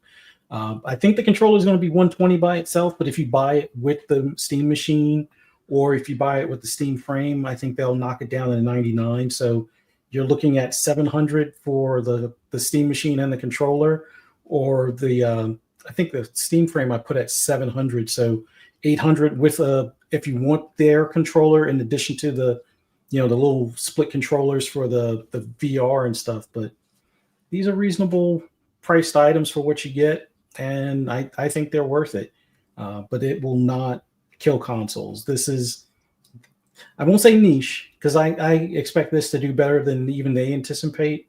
I think this will be 5 million units in 2 years, or maybe 10 million in 2 years. It won't be as fast as anything like the Switch 2 or anything like that, but I think this will be for the console guys that don't want to build a PC or hesitant to build a PC.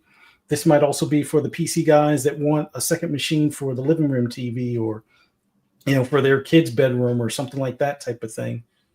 So I think these will do some numbers, but not console numbers, not what we're used to or accustomed seeing from like Xbox or PlayStation. But it's cool devices. I'm liking it. There you go.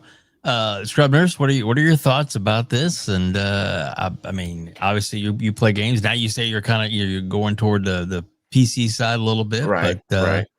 So what are you thinking? What does any of this interest you at all? The controller, one is compatible with Steam, but I mean, I have Xbox controllers and I have SCUF controllers. I have several Game Seer, whatever, controllers, because I pretty much have stopped using Xbox Elite version 2 controllers, because you can get a lot of controllers now that are cost less and have better features, which I think Xbox and Microsoft just have to do better. Like this controller, with the sticks, they're saying they're magnetic, so they're closer to the Hall effect sticks than you have with your regular sticks on the Xbox controller or the Elite controller. You're spending all that extra money, but you're losing a lot of features. I wonder, and as long as the controller's not crazy, the way they have all 4 pieces out, what worries me is you're going to end up buying a Steam machine and they could say, oh, well, you can use any controller you like, but if you want the Steam controller, that's a certain price. I think they're going to split these all. They already said 4. it. They're not gonna. They're gonna have a SKU where you could just buy the Steam machine, and then a SKU that will have the Steam machine and the controller. Yeah, Nice. because the way they're showing it is like they're pretty much telling you, hey, these are all separate purchases. So I would definitely get the controller. I'm worried about the placements of the thumbsticks and the pads. I could see the where their pads go, they're not offset. And with them not being offset and both of the thumbsticks are that far forward, I don't think that's going to be that comfortable. Now, if you put like on a PlayStation controller and put both of them down toward the bottom, like where those pads are, I could see that working. I would, Xbox, you have your offset. That works better than putting both thumbsticks that far up. So I would buy, if anything, I'm definitely buying the controller no matter what. I'm in Steam now, the ecosystem, and I think this is really what this is. This is Apple for video games. Hey, you like Steam already? You play video games on Steam? Guess what? This is something new that Steam's putting out. And folks who are really into Steam and really back that up, they're going to have, for the price that you have right there, you can get a pre-built. I looked on Best Buy the other day. You get a pre-built with a 5060 in it. Now your RAM and everything and VRAM might not be the best, but with a 5060, and it was a 2 weeks ago it was $800. I look back on it now, it's like $1,000. So if you get to this situation, you can get pre-builts that are maybe not too far off what this is going to be worth and do better. But it's going to be right with the ecosystem. Like I said, you're not going to have all that bloat that you would have on a PC, all these different antiviruses or whatever else added to it. Hopefully it's just going to be, hey, this is Steam and this is what you're going to do with. The VR headset, that's pretty cool. Of course, I am not in a city that is set up for commuting life. So anything I do, work or whatever, I'm not catching a cab or a bus or Uber. I'm driving my vehicle. So for me, for a handheld, if I go out of town, I'm going to enjoy what I'm doing out of town.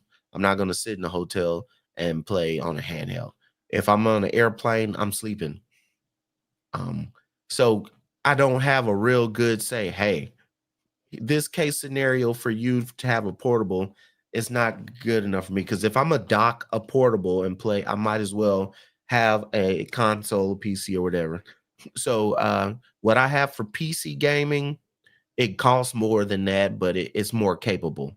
I really don't see it dragging Xbox users to now to Steam or PlayStation users to now to Steam. I think this is an alternative to people who don't have any consoles and they know the name Steam, they know about gaming, and they want to try this out, especially if it's the same price point or lower, because a lot of kids and gamers, especially if their parents have enough money, they might have a secondary. They might play on PlayStation and then they're able to go to, I don't know what, Xbox or their Switch and have a second thing. A lot of gamers who have more money to pay for stuff, we don't all have just one thing we play on. We play on numerous things. And so I think this is one thing, people who like the ecosystem, here's all the stuff. Because look how many people have already gotten the Steam Deck. And it's like, oh, you got the Steam Deck, now you got the controller. Because, hey, you got the Steam Deck, but you only like to play Steam Deck dock. Now we got a Steam branded controller that goes with it. Hey, you got your PC, but let's say your PC is outdated and all you can really do is like barely based 1080p because you're still rocking a 30 series card, and you don't want to spend the money to upgrade. Boom. Instead of spending $600, $800,000 on a graphics card, NVIDIA graphics card, get you the Steam console. It'll be less than, you can have all of that, and it'll probably be better than the PC that you have. I don't think it's really going to scare the Xbox and the PS5, because right now it looking like that their hardware is not going to be as strong or as powerful. It'll get you where you need to go. Are you really going to be playing 4K games on that? Yeah.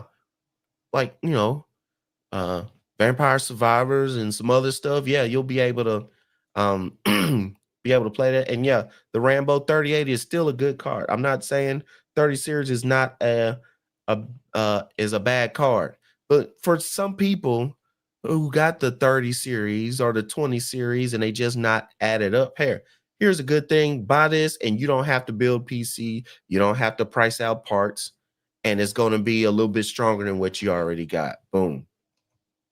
And it makes it easy. That's why console gaming is easy. It's set up, you just play, and boom, you got it going. Hell, I bought a gaming laptop because the parts prices for PC, Hargeet to tell you, in the last couple of months, it's just getting higher and higher.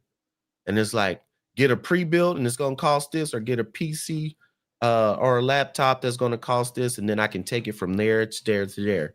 So I'm just glad that they have something. We'll see how it goes. But for the people who are coming online and going, uh-oh, Xbox in trouble. Yeah. What is PlayStation going to do? They already have something that's stronger than that.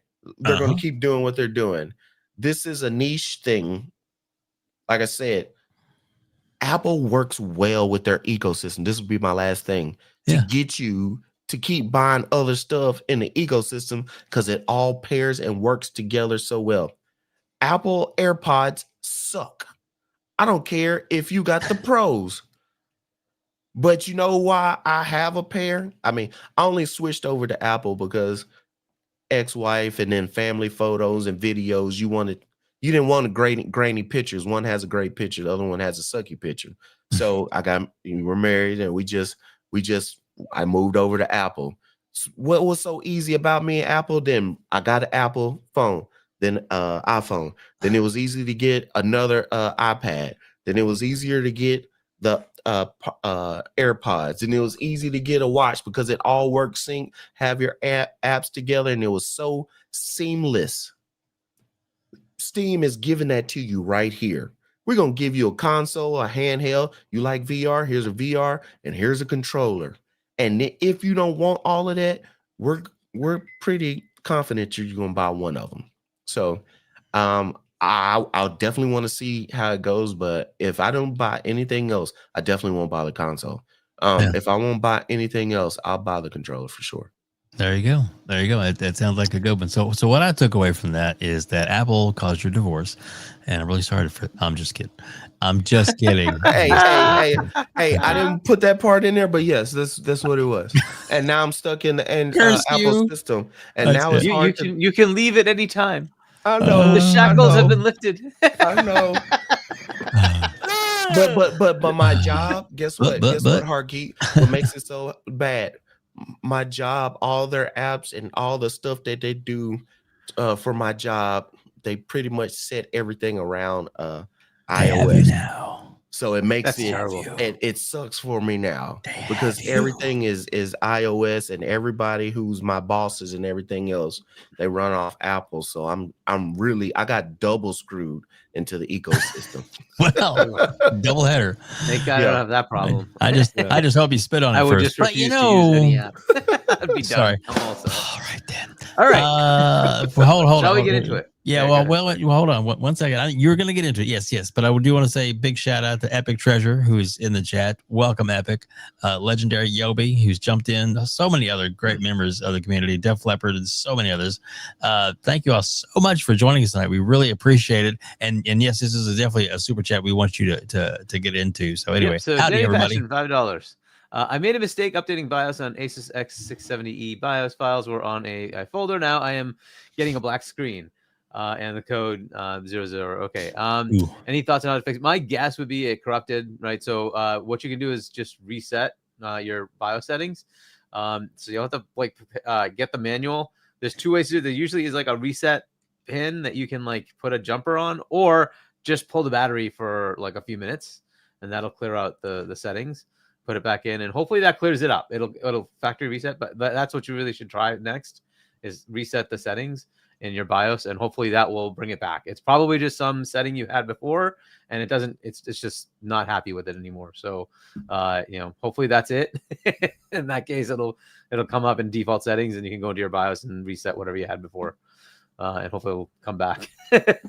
Try that. Hopefully that works. It should definitely work. So, but that's awesome. Thanks, Hargeet, for the fix for him. That's good. Welcome, Joey. So, as far as the 3 new devices, so what they're giving you from spec perspective for the Steam machine is sort of in the say 9-ish T-flop range. It's 6 cores instead of the 8 that our current consoles have. So it's a little bit less. It is Zen 4 instead of Zen 2. So that's something. You get a little bit of a bump there, but it's fewer cores. You get RDNA 3.5 instead of RDNA 2. So there's going to be a little bit of a bump there. But you have a little bit less oomph. So if those don't remember, like the PS5 is about 10.3, and then the Xbox is about 12.1 in that range. So they're a little bit more powerful than this thing 5 years later. The other thing that kind of is disappointing is they really are kind of going with the FSR labeling, but they don't really. They went with RDNA 3.5, which doesn't necessarily have a NPU capability, an AI capability.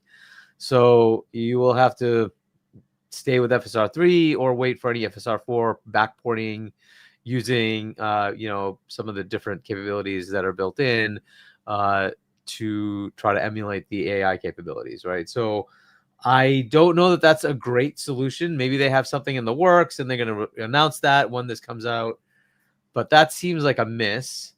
You need RDNA 4 to take advantage of FSR 4, at least officially as of now. So if that happens, they fix that, okay, cool. Outside of that, now you're looking at just the software upscaling rendering stuff that FSR 3 does, which is not terrible. But again, we're not getting that benefit that you would hope to get in a newer machine. The Switch 2, for instance, has AI upscaling capabilities built into it. Not that every game has used it yet. There's only a handful that have, but it's there. And for those games that want to start leveraging it a few years down the road, they're going to start doing so. So you'll be able to do that kind of capability. Now, the PS5 and Xbox Series S and X do not have that. They have some little level of it, but not quite the way the others do. The PS5 Pro does. That's Pisser, right? That's what that entire thing was about. And it looks like they're going to revamp that to work with FSR 4. That's great. That's good news for the PlayStation 5 Pro, right? But that's a console that came out, was it last year? And this is coming out next year. So like a year and a half later, and it's not going to have that feature. And it's like, that just seems like a miss. Now it's got to be for cost, which is a big part of this, but we'll get to cost. So from a performance perspective, I'm a little disappointed, but it's still okay. It's not like, you don't need to have the grandest performance. I'm not interested in this box because it doesn't do anything of value to me for gaming. So where I find it more interesting is if they, it's running SteamOS, but look, they could partner, and this could just be another bloody Xbox, because it's literally what Xbox is going to be as well, right? Just it's lower powered than what Xbox is doing with Magnus, right? So if they wanted to, they could partner up and say, you know what, let's bundle in an Xbox controller. And, if the price is like, Fuzzy, you were saying, I think it's $600 for the low tier, or $600 and then $700 with the controller. Let's say they do that and say $700 with an Xbox controller, right? $700 their controller and SteamOS, $700 Xbox controller an Xbox Windows OS, right? You've just made it into an Xbox. The beauty of that is now you have access to everything. So the big fail of Steam OS, it does not play the big games. So you will not be able to play Fortnite. You will not be able to play Call of Duty, Apex, Roblox. Name all the games that have anti-cheat built into them. They're out. Multiplayers. Okay. Most of your multiplayer big platform games. Yep. So they're out. You're not playing that on this. Now, can you hack it? There's apparently ways to do that. For some of these games, it might work, it may not work, but you have to be comfortable playing around in Linux and doing that. Good luck. If you want to do that, fair enough. And there probably are people who are savvy enough and they can have fun with that. The other thing you can do with this thing, buy it and just put Windows on it. And now you've got yourself a nice little PC. And you can still use it for gaming. It's great. You know why? You can have access to all the stores. You can play all the games. It's fine. And it's a mid-range, like low-end PC, right? It's fine. It's not bad for today's world. It's still going to play pretty well. It's better than a Series S, in my opinion. I think it's going to do better than Series S. Even though the cores are lower, I think the GPU oomph is going to be there. And it is, it's Zen 4 instead of Zen 2. So I think it'll do, a reasonably good job with the 6 cores. So I think it'll be good. It has 16 gigs of system memory, and the next part is a little bit disappointing as well. It has 8 gigs of VRAM. So if you're saying you're a 4K machine, at this point, 8 gigs is going to be a little limiting. Many games that are like indie level will probably work fine. But when you're talking your higher tier games that come out at 4K with 4K assets, I don't know that they're going to fit. So this is a little disappointing again. I think they kind of, again, it's cost benefit. You have to figure out what you want to do there. It might become an issue. We'll see, but that might be an issue.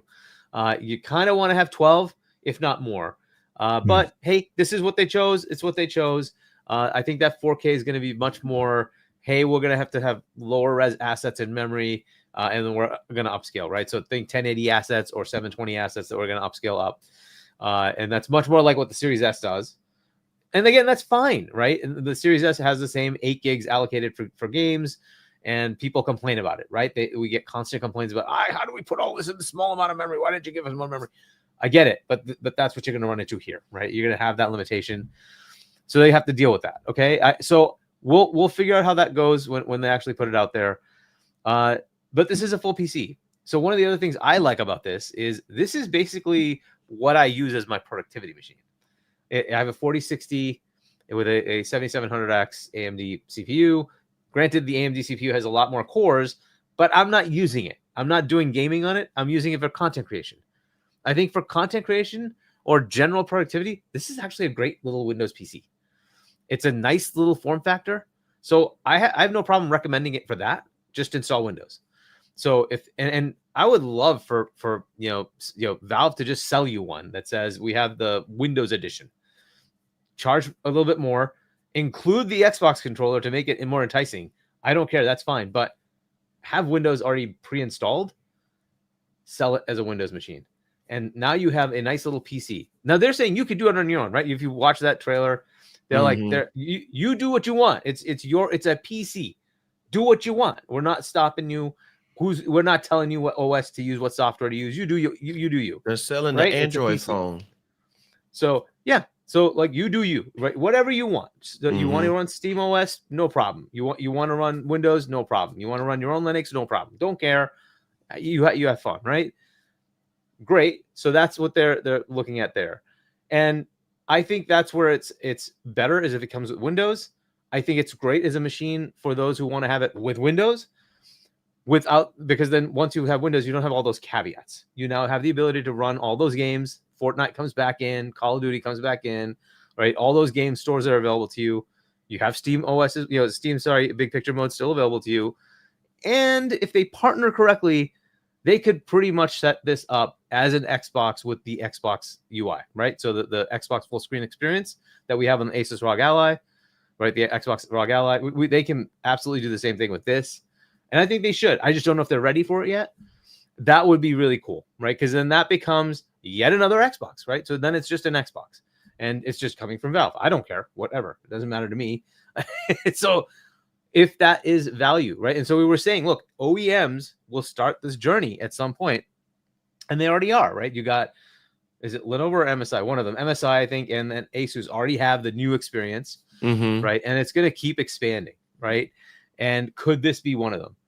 I think it would be really awesome if they did that, right? If they gave you that as a like a store option. Hey, I want it with Windows.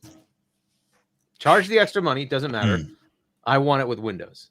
Right. Comes pre-installed, all set to go. If they bundle it, and hopefully, Phil, if you're listening, do this. It would be great. Come on, Make Phil. an Xbox edition. Just make an Xbox edition. It makes so much sense. Like, let them sell that hardware. No problem. It doesn't have to be an Xbox console, but just an Xbox bundle. Just like you had with the MetaQuest, right? You had the MetaQuest Xbox edition. Perfect type of thing. Partner, put the controller in there. Prepared. All good, right? And it has Windows running on it.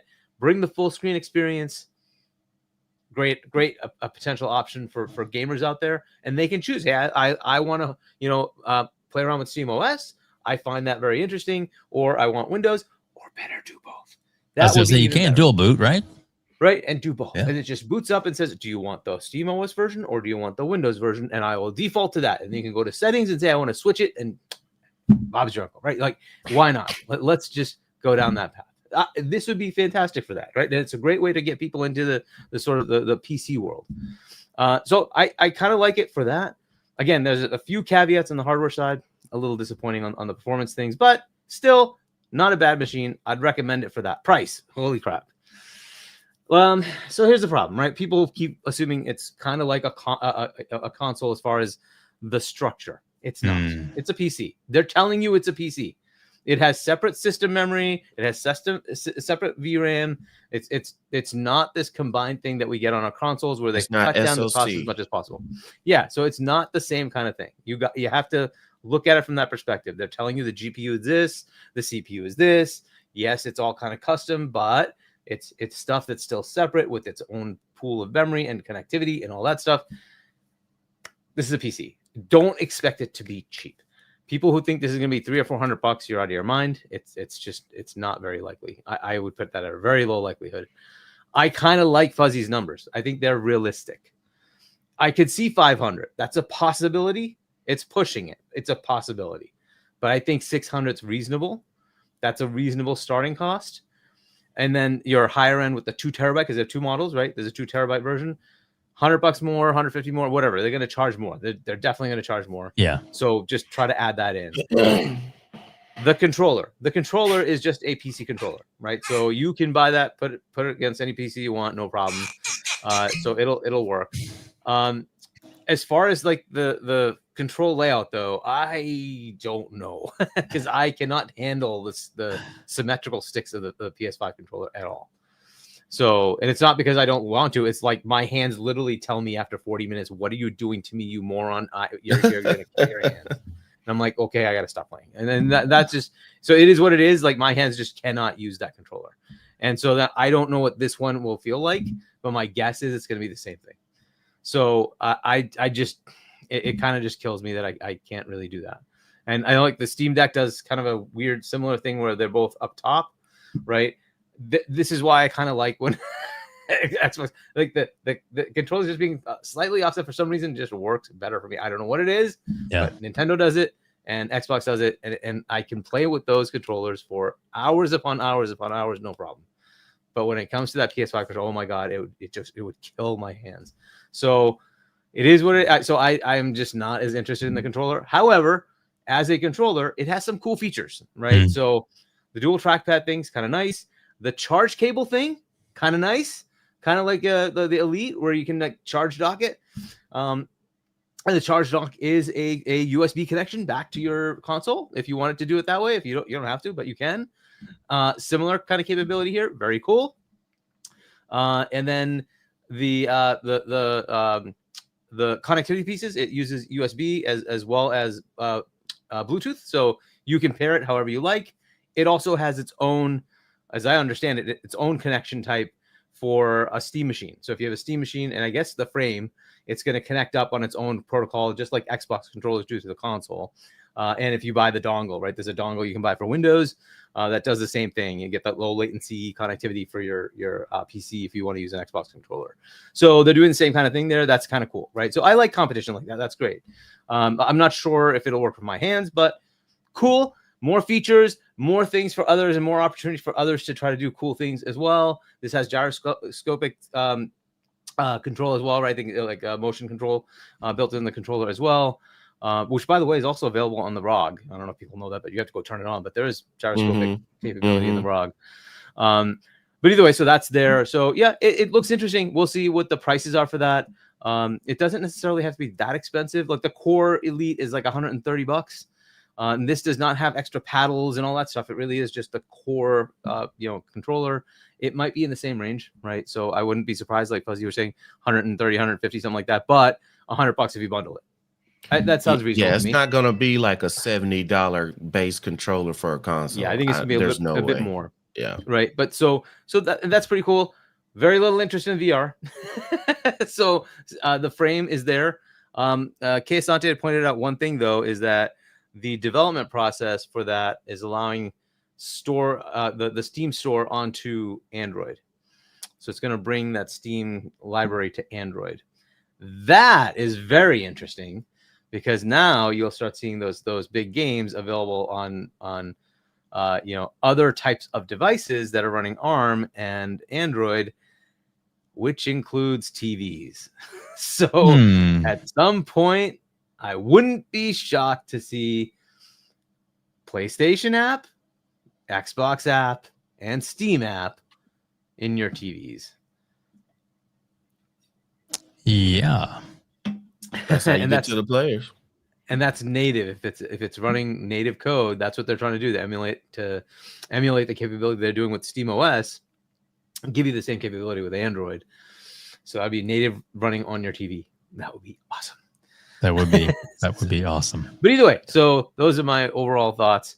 Kind of an interesting machine. I actually really like it as a PC, just a general purpose PC. Yeah. And then if you want to put Windows on it for gaming, not bad. I would just expect more. For the cost, it's going to be kind of weird. I think, anyways. I don't think it's going to be cheap. I think it's going to be it's going to be at the current consoles or more. And that's where I think, like Scrub, you were saying, like, is it going to really compete with PS5 and Xbox? No. Because first, it's not going to play those games that people play, right? Oh, I want to give it to my kids. What are they going to play? Minecraft, Fortnite, and Roblox? No. Okay, well that's a no-go, right? Because those are the games they want to play. So that's out. If that's out, then it's not useful for them. That's a problem. And if it costs the same as getting a PS5, they're just going to get the PS5. And I can't really recommend against that. I think that makes more sense. Right. Go get the PS5. If you don't care about graphics, get the Series S. It's cheaper. Do you think $400? Go get it.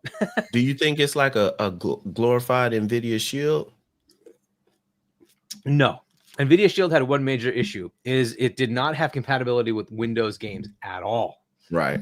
So with the Proton layer that they've added on top of SteamOS, Android, they do now play a lot of those Windows games. So it is still a useful machine as long as you don't want to play those, those big black hole games, right? So if that's not something you want to play more indie titles, you want to play some of the third-party games that come out here and there, as long as they're not going online and doing anti-cheat stuff, you're probably going to have no problems playing them. And it'll play reasonably well. A lot of people don't care about graphics and whatnot. They care about playing, right? This will give you access to a lot of games. If you're willing to put Windows on it, you have access to everything. So go ahead, play it. And it's a reasonable machine. Yes, it's a little dated, but it's a reasonable machine. So not bad for the price if you're looking at it from that perspective. So you have to just kind of gauge it, right? So I would say it is still a useful thing for certain segments. Okay. But I don't know that it's going to really kill the Xbox console or the PlayStation console in any way. There's just different markets. Unfortunately, it's just the way it is. Yeah. We do have a few super chats. One of them was a follow up. And Fuzzy, I don't know if you saw that one too. If you want to, you can actually drop that link in the chat too. So if the other super chat wants, we'll get to that one next. But go ahead, Hargeet. I'll let you read these. All right, Nikki Z25, $5. Remember when a certain group said Steam was a monopoly, but now they are all for the Gabe Cube because that means Xbox is dead again. Yes. But they're not. They're not. But yeah, The there we next go. And the then next console should be called Xbox Lazarus because they keep dying and keep coming back. There you go. or Like that. Phoenix. Yeah, there you go. Phoenix. Yep. Mac, $5 at WebDave. Okay, I sent Fuzzy a video on Blue Sky. I think he said Blood Sky, but that means Blue Sky. I'm sure that should help that guy reset his BIOS. Cool. And Fuzzy, were you able to find that? Did you get that? Cool. And you want? Yeah, there it is. Oh, perfect. So, Danny Passion, there is more of the community helping each other out, which we love when you guys are help each other out. That is the best part about this whole thing, and we appreciate each and every one of you. So yeah, I'm definitely gonna get the controller. I'm gonna get the controller for sure. I may end up getting the system. I'm not sure. I want to see more about it, see what the price is, because I bought a lot of other toys this year. As Hargeet can attest, I got my beast, my new laptop, my Asus laptop sitting over there. So what you got? A Zephyrus G16? Hargeet, do you remember what I sent you? It's the Strix, and it's like I think you sent me in Discord, right? Let me you got the Strix. Jesus. Yeah, went a little nuts. Yeah, that Strix is yeah. It's the one with the LEDs on the back.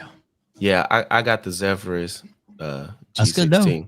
That's good 5070 Ti. Yeah, and I'll just put it in the private chat. You guys can take a look. There you go. Yeah, it's like he's like make sure you get a lot of RAM, and he goes at least 32. I was like, okay, 64, okay. So that's what I did. But oh yeah. I mean, you talk about headroom, right? That's what we need. That's what we need right there. 2 terabytes. Well, yep. So yeah, there we go. So that's what I got. But so my point was, I'm not made of money.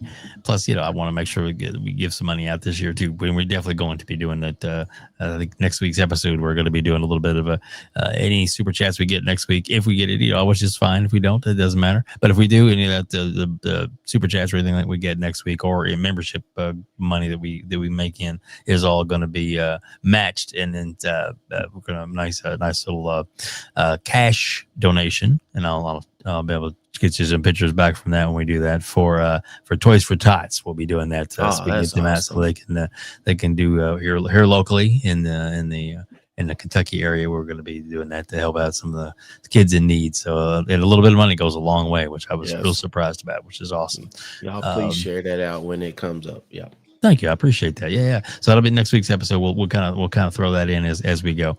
And I like I said, whatever donations we get that episode, we're going to be matching it as well, right from the channel. So up to 500. There we go. We'll do that. Okay. I hope you guys. I don't think y'all go that crazy, but still that'll be. And trust me, we gave 550 from the podcast last year, and they were super grateful, and they showed us tons of pictures for all the stuff that they bought for the kids and stuff. It was great. Awesome. So yeah, it is, and it works with the police department and sheriff's department, where they actually pass those out to the kids in need around the holidays. So that's awesome. And this year's like no other. So it can be just it can be that same for everybody. But all right, so digress. So as we're going on, a lot more topics and stuff to talk about. But I'm definitely we have a super chat here. Let me we do go through that. So, Simple Jack, $10. Had that Roblox discussion with a friend that wanted to buy the Steam machine for his kids. Did let him know he could install Windows. He said at that point he'd build a PC for them. And that is, by the way, I hope they kind of make that very clear to people, because otherwise there's going to be a lot of returns, right? Because I don't think they will.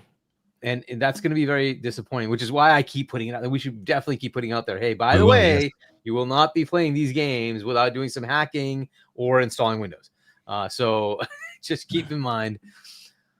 But yeah, so like is is there any game like that that's workable? Minecraft doesn't work either, I don't know if Minecraft is out. I think Minecraft does work. You can get, I want to say you can get Fortnite to work with some special, maybe not so legal things you can download. I get you. And put it on there, and it'll kind of override the security checks. But this is always the problem. This is why those platforms aren't like trusted, is because as for those who don't know, there's an administrative user is called root on the Linux Unix world. You can literally do anything. You can do anything. It does not stop you from doing anything. And because you have that level of power, you can basically override any software that's trying to do all these anti-cheat things, so it becomes a problem. Okay. So they don't trust it, right? So the average user is not going to do anything. We all understand that, but it's not the average user they're worried about. It's those people who will hack and do bad things and then make the software that everybody else will use to go do the same bad things. So that's the problem. Thank you for the tomato. Okay, Minecraft isn't even on Steam. There you go.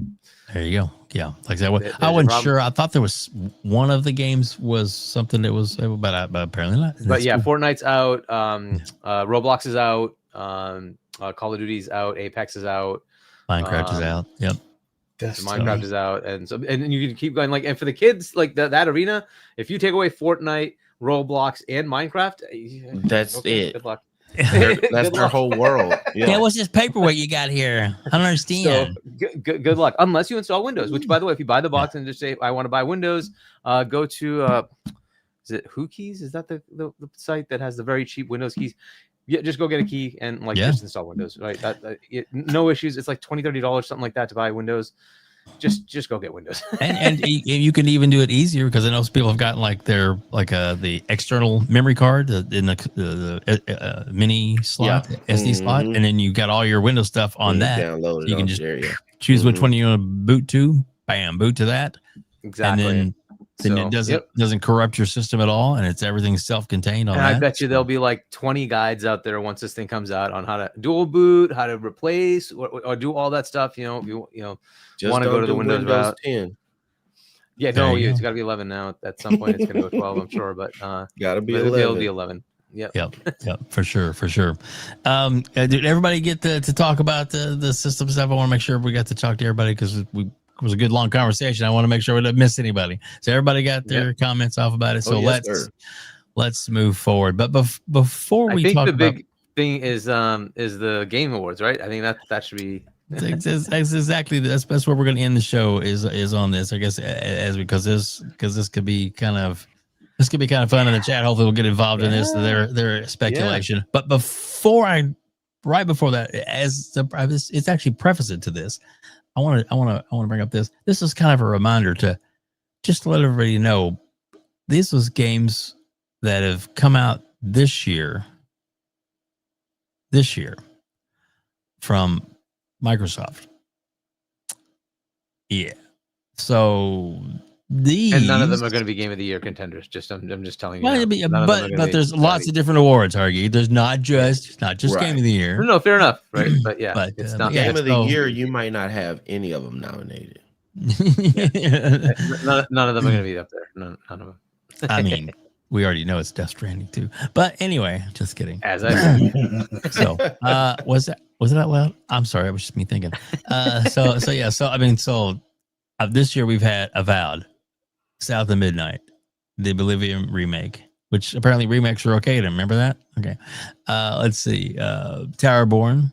And let's see. Doom. That was such a good game. That's nominated right there, I think. But that's just me.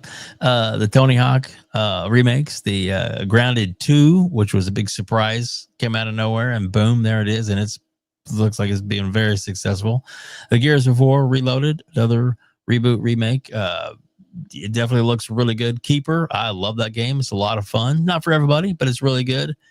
Ninja Gaiden 4, holy crap, that game is just so fucking fast. It is fast. It is super fast. I love it. Outer Worlds 2. A lot of people were like, oh, it should be good. And then people played it, and some people are going, wow, it's, some people had Avowed, like Mr. Boomstick, is like possibly Game of the Year for them, personal. And then now they're like, ooh, I've played Outer Worlds so much that Outer Worlds 2 may be my Game of the Year. That's pretty cool. And then, of course, recently here we have Call of Duty Black Ops number 7. So, yeah. So, all these are great games. So hopefully some of these will at least get some nominations in some categories. Oh, for sure. So I would hope. But then again, also some great Game Pass stuff that's happened this year. They had the amazing I guess Expedition 33, right? Claire Obscure. Claire Obscure. Okay. Yeah. Expedition 33. There we go. So get the full title in there. So yeah, that's pretty amazing in itself. So so let's watch this quick little teaser for what happens. The announcements happen tomorrow, and let's hear from the Mr. Which we almost had him on our show, Hargeet. You remember that? We almost had him on here before, but well, that's the story for another day. We're just one day away. Tomorrow, the nominees for the Game Awards will be revealed in all categories, and you can start voting. The nomination announcement happens at 9 a.m. Pacific, noon Eastern, 5 p.m. GMT at thegameawards.com. We're just one day away. Tomorrow, the nominees for the Game Awards will be revealed in all categories, and you can start voting. The nomination announcement happens at 9 a.m. Pacific, noon Eastern, 5 p.m. All right, so there it is. Game Award nominations are tomorrow, folks. Ladies and gentlemen, boys and girls, make sure your voice is heard. And if you're like me, you got several different email addresses, and you're able to vote multiple times. But and it'll be worth 2% of the vote. Exactly. It's my 2%. Right. But my 2% combined with your 2%, that's 4%. It's still 2%. 2% of 2%. Just kidding. Oh shoot, we're having fun. But so guys, wow, just crazy. You know what, Hargeet, I'm gonna start with you first on this one because I want to know. Because there's so many different categories, and we can go anywhere, and we can all go anywhere. We can take it back around. Oh gosh. And by the way, we get to vote too, right? I haven't voted at all with this. I should have been looking at that. The Game Awards. Does that start right tomorrow? After it starts tomorrow. Okay, cool. As soon as the announcement and they announce the categories, then we all get to vote. Yes. Yeah, right. Yep. Then we get the nominations are voted on, like, people like respected people, members of the community, like Paris Lilly. He gets a nomination vote. And he's earned it for sure, most definitely. He's a paid shield. I don't trust Paris. Paris. He gets paid to go on TV and talk about Xbox. Paris. And then sometimes PlayStation. Wait, I'm confused. Paris, if you're still in the chat, if you want to jump on and explain to us how fun this is to do, you don't have to, of course. I know you're busy, man. I know you're busy, but you always. I haven't thought about the other categories. I've only paid attention to Gotti, but you're right. There's a lot of categories where there is potential. I still think they get outshined by other games, but we'll see. So there's a little bit of controversy with the Gotti thing, but we'll get to that. I'm guessing there'll be KCD2, Yote, Death Stranding 2, Donkey Kong. Okay, and then I think it's going to be Monster Hunter Wilds. That gives us one more, and that's going to be a split potential between either Hades 2, Split Fiction, Expedition, or a Silk Song. And I don't know which one of them is going to win the nomination.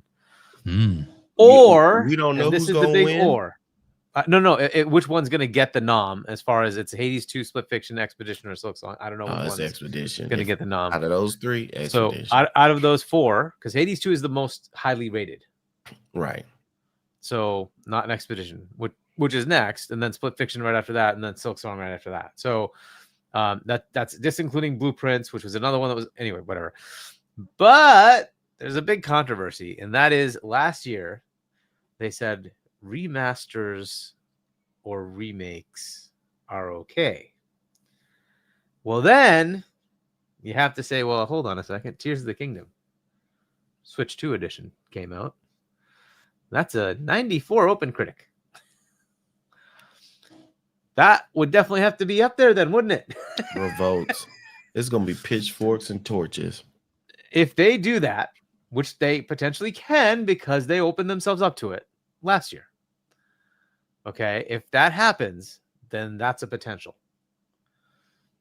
I'd even stretch it to say maybe very distant chance Oblivion would be another one. But that's if the controversy happens. if they instead decide, hey, we should really only focus on games, which they always should, but anyway, whatever. We should, on yeah. games that release for the first time in that year, right? That's what should happen. So that's what my expectation for GOTY is. It's that list, and I already know what the winner is, and that's DS2 that's going to win. I don't care what anybody else says. Doesn't matter. DS2 is going to win. I just know these people. I know these voters. DS2 is going to win. Now Sapo's got a different choice there. No, come on. It didn't come out yet.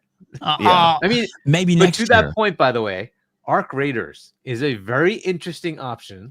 Oh, Did it yeah? come out Think, too late? no, they would never do a shooter. Did it come out too late though? No, it's already Yeah, out. Nominations What haven't was- actually what- happened yet. So Yeah. No, but they nominated on their side have to already. send it So in by there's a November cutoff 5th. date yeah, Yeah. but I think it before came out. we vote. I think that already came out. I mean, I think the cutoff did it date come was out? like a couple weeks ago, and that It came game was out like like a week and a half ago. 2 weeks old. Yeah. The longest. So that's Yeah. why I'm worried that the So it cutoff may not have made the cut. Yes. But Overwatch did win Game of the Year. So it is possible for a game like that to actually win Game of the Year. Just saying. Yeah. I mean, when a game like Cyberbot wins, anything's possible. Hargeet. You mean Astrobot? Yeah, I know what it's called. Astro Boy? Oh wait, hold on. a Astro second. Boy. That's different. Astrobot? Yeah. That packing.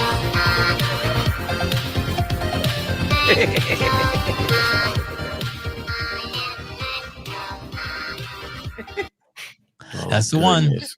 Do I have the other one? Do I have the other thing here? Let me see. If I don't, I will go back into because this thing's hilarious. Everybody was saying that there's no chance for Astrobot to win, and I'm like, I'm telling you, Astrobot is going to be Game of the Year. Paris called it too. Paris thought it was going to be his yeah, game. he's one of the voters. Yeah, So yes, it was absolutely good. Okay, here it is. that was rigged. The No, I'm just stench kidding. of 30 years has given some a total fear that Astrobot will win Game of the Year. And the game of the year is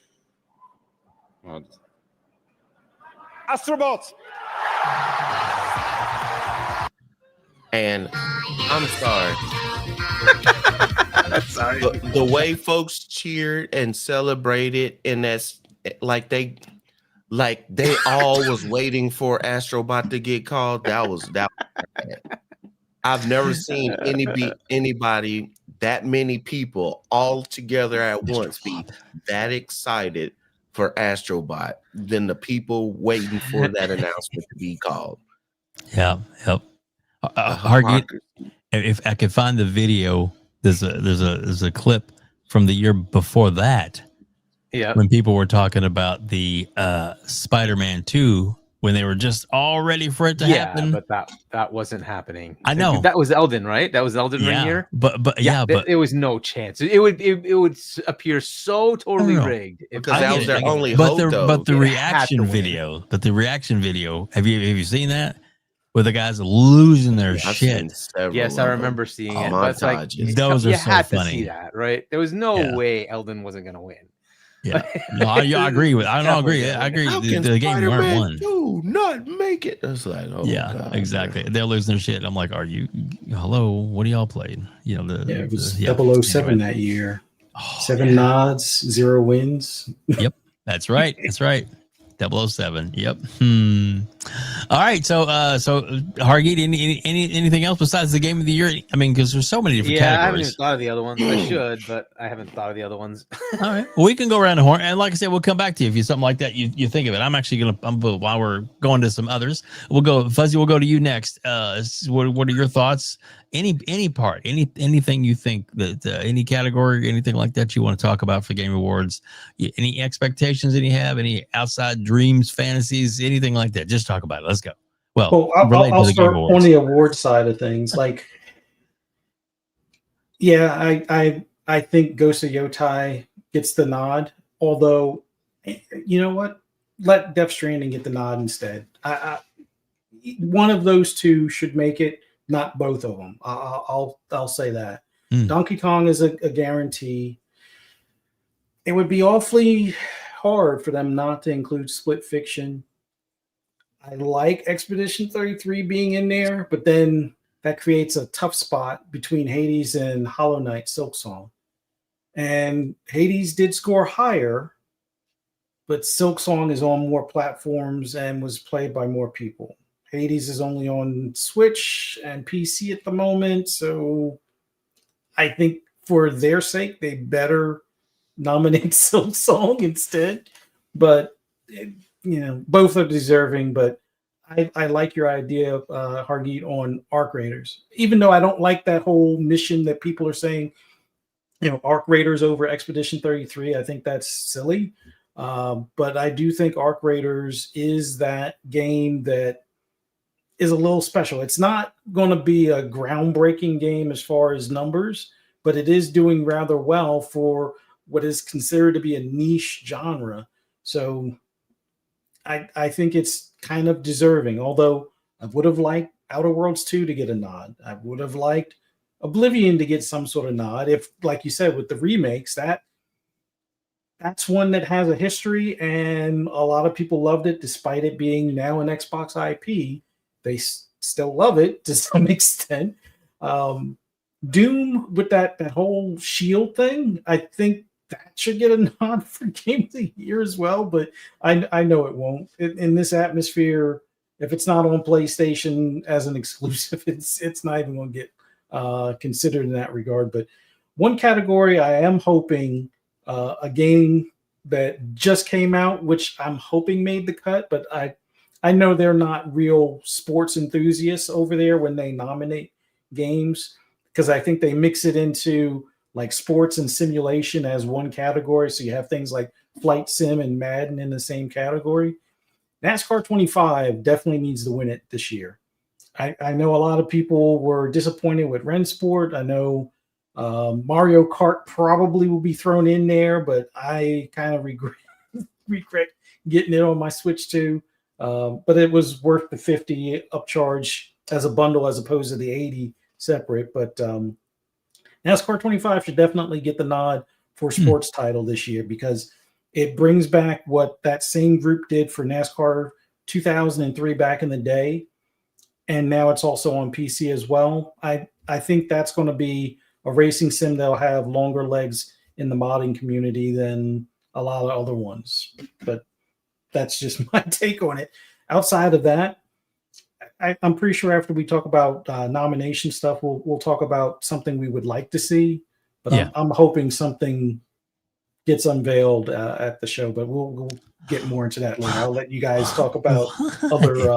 We'll talk about that. Other. Oh, we're going to talk about nominations. That. Yeah. Oh, we're going to talk about that. Sorry.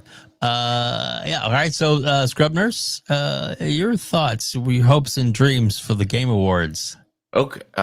For my hopes and dreams, first of all, my hope and dream is we have less commercials. But I know Keely has to pay the bills. I will pay the bills. You got to pay his own. You got to pay his kids' tuition. How many movie and TV show? The only thing I want to see movie or TV show that's related to the Game Awards is maybe Fallout trailer. But wait, they might be coming out by then before that comes out. Never know. Because of Fallout, the new season starts like the 18th of December, something like that. Whatever. Yeah. Anyway, I get tired of that. It's just getting worse and worse each year. It's getting worse and worse each year. And it's like you already have like a almost 2-hour-long pre-show. Then you give half of the announcements. They don't even get to come accept their award.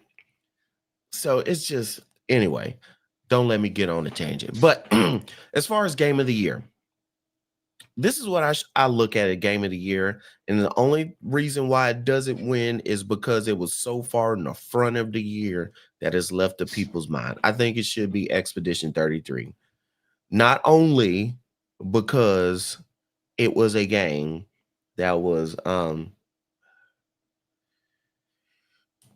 real-time attacks, but the way they did it, they added the parrying, they added a lot of stuff that if you looked at a game like Final Fantasy and you saw Expedition 33, you would go, oh, this is just another Final Fantasy game.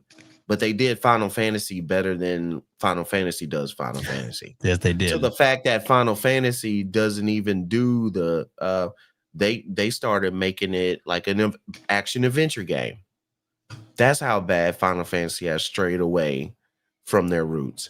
So, but I think the only thing that's going to ding it is because it was in the very beginning, January, February time. A lot of people have time to forget stuff or play it. But I think Game of the Year, because to me, all that remake, remastered, all of them out of the way. Hades, okay. Hades 1 was already venerated and got all the accolades. I don't think the new Hades game should overshadow Expedition 33. Same with Silk Song. Everybody goes crazy for Silk Song until it's time to play it.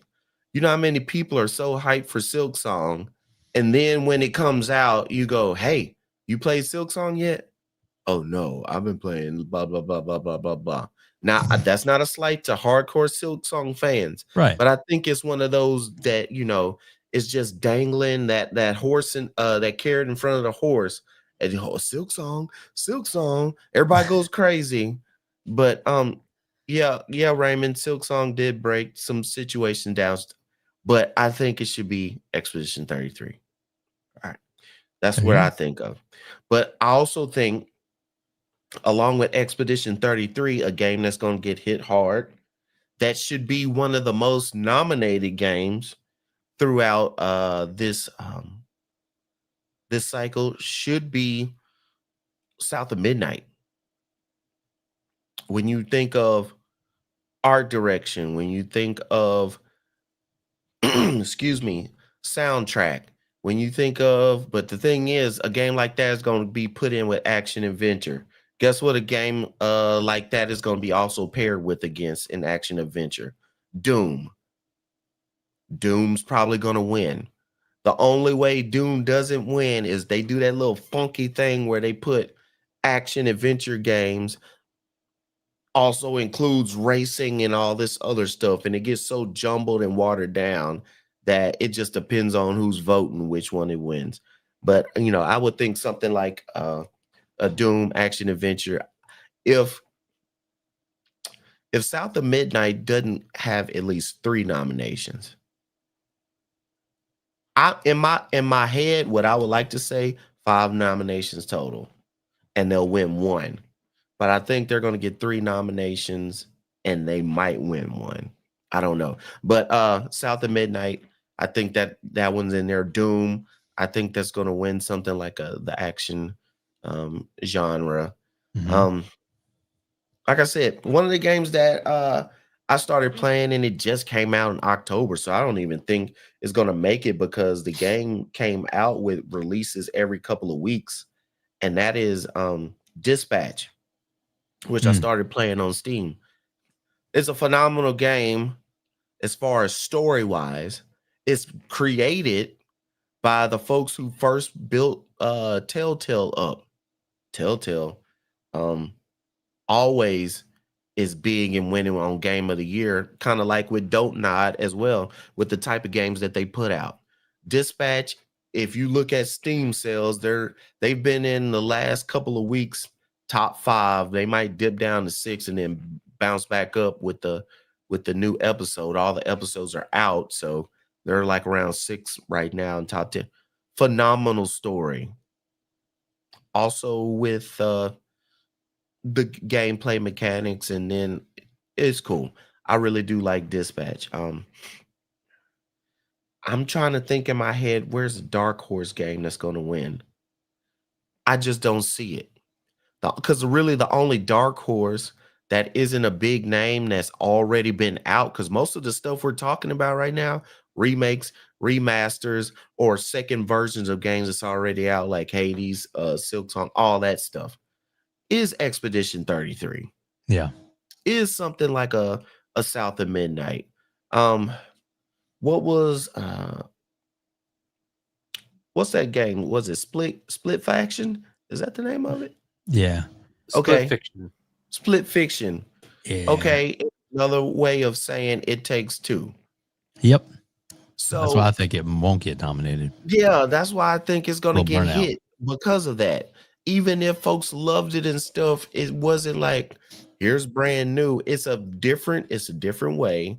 It's a 2-player co-op game. You get thrown in the future or the medieval fantasy stuff, but I think it's not going to get as much as It Takes Two did. You're going to see Kojima for 3 or 4 minutes. That's my prediction.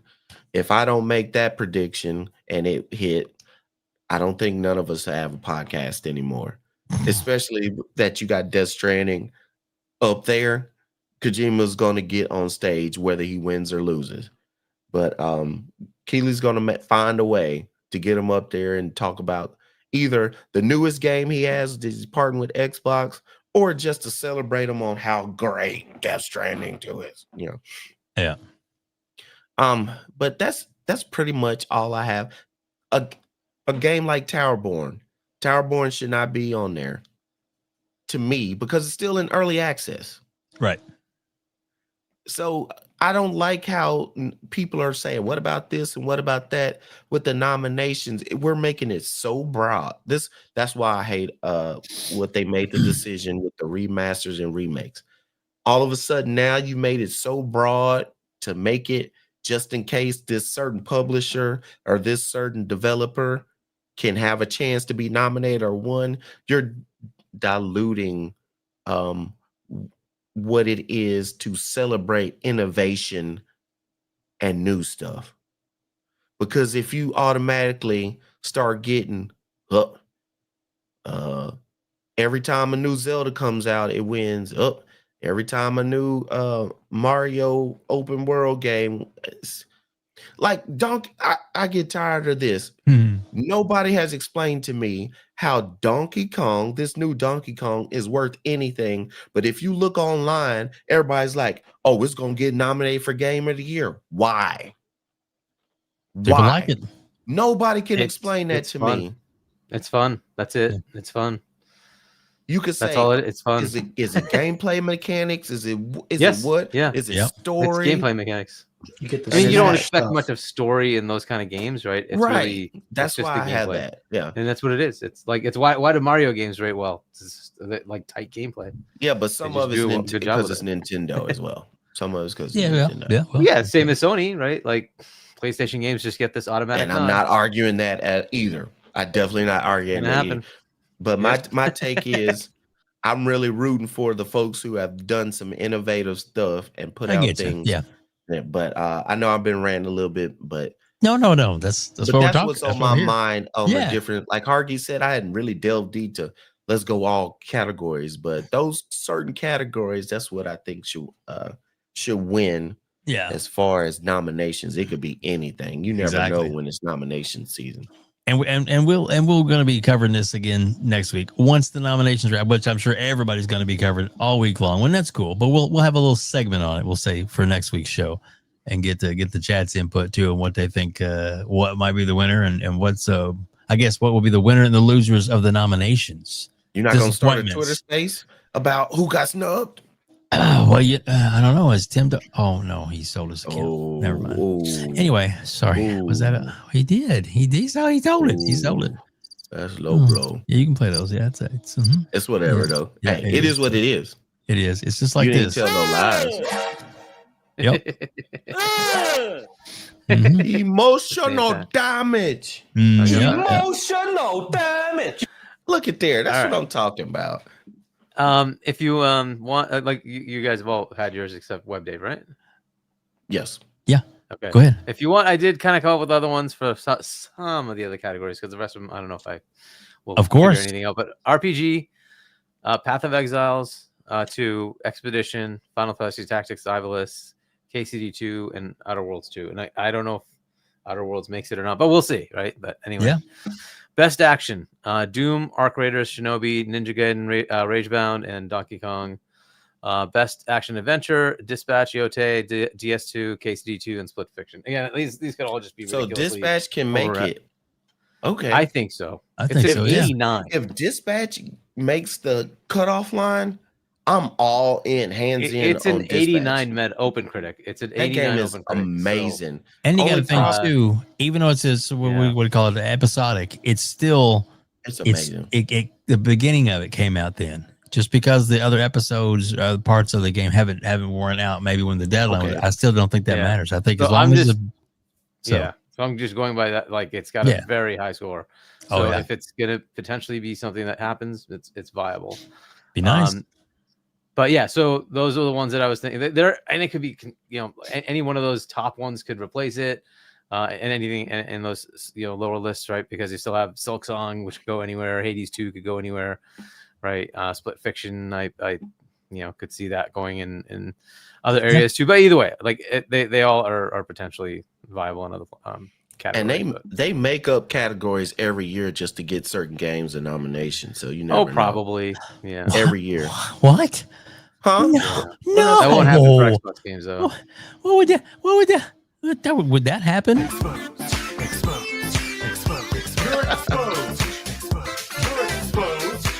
I mean, when I start lying, y'all let me know. But I mean, yeah, I agree that can happen for sure. Right. So let me. I mean, we're still talking the same topic, but I just want to point this out. So this is the current advisory board for the award show. So these are the list of people that are on the advisory board. And not necessarily the people that vote, but the ones that are advising Jeff and the awards, like Activision, AMD, Apple, EA, Epic Games, Kojima Productions, Microsoft, Nintendo, Riot Games, Rockstar Games, Sony, Tencent, Ubisoft, and Valve. Did I miss anybody? Miss anybody? Well, I know who's going to win most anticipated game of the year. It's going to be GTA 6. I think you nailed it. Shocking. Shocking, right? Shocking. What? No, Fable? Oh, sorry. I mean, if GTA wasn't there, maybe. But it is. They're probably going to show a trailer, especially since they pushed it back. If they don't show a trailer for the Game Awards, I'm not going to be pissed because I really don't care about GTA like most people do. That's but you got to show something if you're going to keep pushing it back. You got to show something. Yeah, the advisory board shows how to make money. Sorry, go ahead. Go ahead. No, you go ahead. Yeah, Xbox is Arc Raiders is literally like the highest rated game. It's not, unfortunately, it's not the highest rated. Some people have come out and I think it was like a controversy with the AI voice stuff, and they have pummeled the game for that. And so, unfortunately, the rating did go down a bit. On OpenCritic right now, it's 88. So, unfortunately, it has lost that luster where it was in the like 90s. But I still think it can get voted on. Right, that was a handful of cases, but those kind of controversy things, unfortunately, they happen. So I don't know if that's going to hold it back, which it would suck because the game is like absolutely taking off, and it seems like people are loving the game. So, but it's just the world we're in. It is what it is. So, Yep. Max said a shooter, Battlefield 6. But that's what I'm saying. That's going to be a game that they make a brand new category for, because any other time. They don't even shooters don't get nominated. And if they do, they throw it in like that hybrid action adventure game. It's an action. There's a separate action. Yeah, sometimes they separate action and then adventure. So, yeah. So, and I'm basing it on that, and I put Arc Raiders in there. I don't know if Battlefield will beat out the ones that I put in. So maybe it's possible, but Shinobi and Ninja Gaiden Ragebound, they seem to do pretty well. So I think those will probably, one of those two at least will get their DK. I don't think Battlefield 6 is worthy of toppling, though. They did well for But they're doing well is don't screw up as bad as you Yeah, did the last 2 times. So it's like, are we rewarding games for doing what they're supposed to do? And then I have Arc Raiders in there, which it's got to be there. And then Doom was the other one I had. I think that deserves to be there more than BF. But either way, like again, Doom, definitely. Yes. Some people will say BF is much more deserving, and that's fine. This is a judgment call of the voting group, and I just think they're gonna go Doom, but who knows? It could always be it's Xbox. And Raymond is right. Battlefield 6 can definitely win sound design. I will give you that. Yeah. But there's another category of like best score, and I hope Expedition and South of Midnight get nominated. South of Midnight has to be on that. So I hope they get nominated for those. But who knows? There are plenty of other games with great scores, but those are pretty well. At least they're memorable. It's like the tune's still stuck in your head after you finish the game, right? It's like, oh yeah. Yep. For real. And it's so many good games that could be. They brought up nominated. Mafia. Yeah.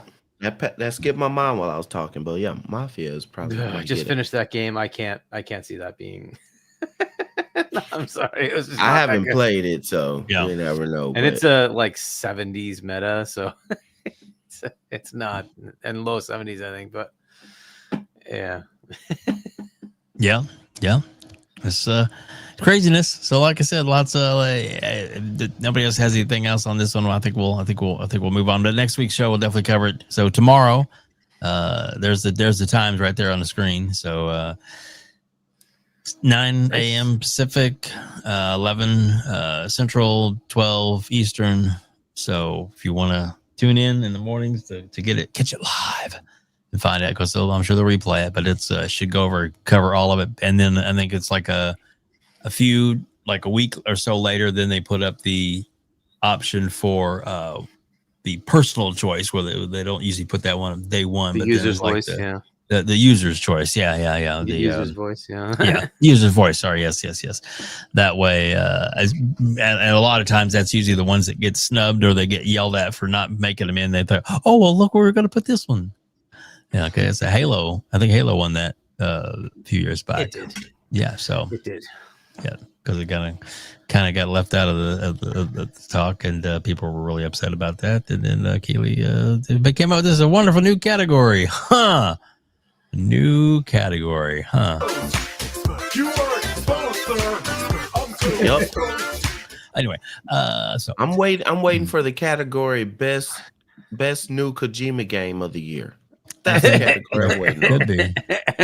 Well, or is that called game of the year? I don't know. I'm not sure. Could be.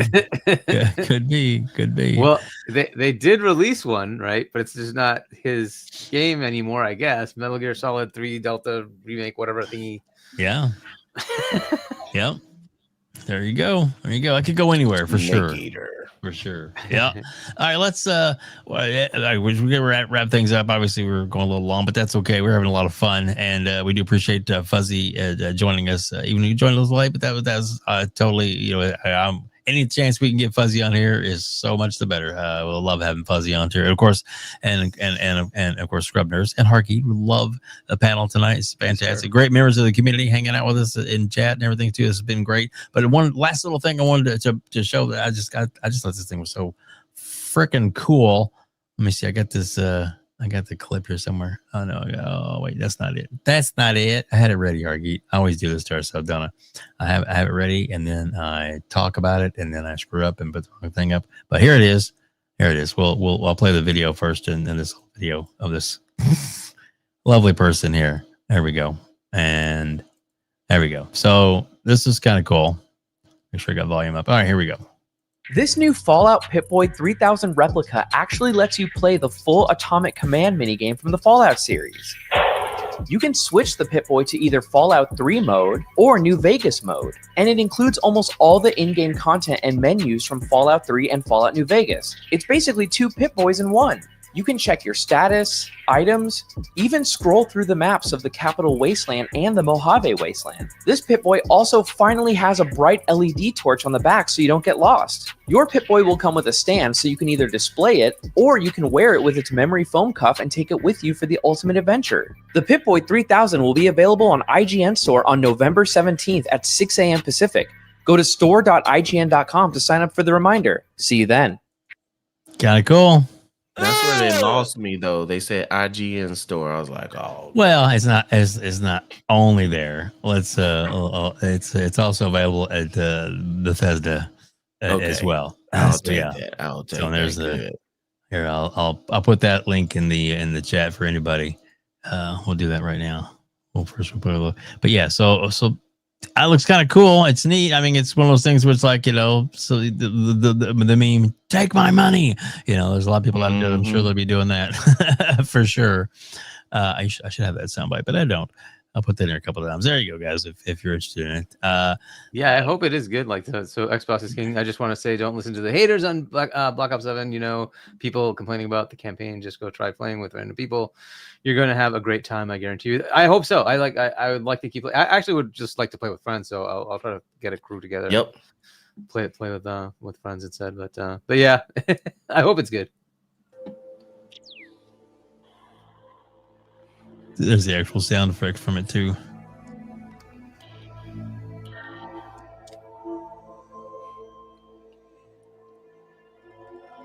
I mean, nostalgia will get you every time. Yeah. Every time. Yeah. I mean, that's pretty cool. I'm still haven't pulled the trigger on some Cyberpunk merch like that. I want that katana and that pistol that we saw at PAX East. Oh yeah. Yes. Skippy, that Skippy gun. Oh man, I want that bad. Even just a little sound about it like that's pretty cool. All right, cool. So so yeah, guys, what do you think about this? Anybody interested in buying this? Hargeet, are you not gonna order one? Scrub Nurse? No? No. I haven't been a Fallout fan like that I'm gonna be this crazy to want to just I gotta have it. No. Fuzzy, how many you ordered?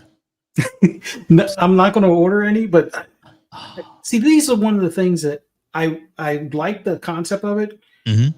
I'm not going to spend $300 on it, but I would like to see them do something similar as far as the screens that they have, where you could use that as like a startup screen, maybe for your Xbox ROG Ally, kind of like the way Steam has like different startups and things like that. I really wish they would do that, or have like a skin for the Xbox ROG Ally and have that almost like a Pip-Boy type look to it. But it is pretty cool though. I just wish it wasn't $300. If it was $150, yeah, I would probably have one on order. Yeah, I'm with you. I'm putting that $300 towards either one of those Steam devices, or I will bow down and get that Xbox Ally X. Like I was going to wait until next year, but we didn't even talk about that. What's that? The ROG Xbox Ally X has outsold their expectations, so it's outdone. What? Yeah. So expectations, but it's $1,000. It's too much. Yeah. So Asus put out that they had an expectation level and they far exceeded that. The supply isn't there, and they've ordered a lot more, and that it's far and away the X model, not the cheaper model. Right. So the vast majority of people are buying the $1,000 model.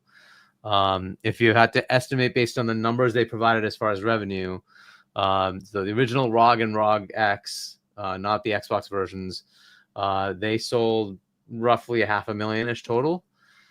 This is probably at half that already. Wow. So, and that's in a month, because that came out in October, right? So they basically have sold that in a month, and they are trying to put in more orders. If you try to buy it now, at least on Best Buy's site, it's out in January already.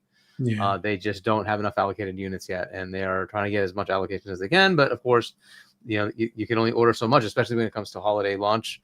And they just did not anticipate the amount of demand they have. They expect that will continue quarter to quarter to quarter. They will sell that many units quarter to quarter to quarter. So that seems to be the demand curve for it right now. So for all the naysayers, right, who thought it was a flop, it wasn't. It likely will outdo it. Outdo the ROG and ROG X, the original 2 launches, probably in the next few months. So that's pretty crazy. So if it's gonna sell, maybe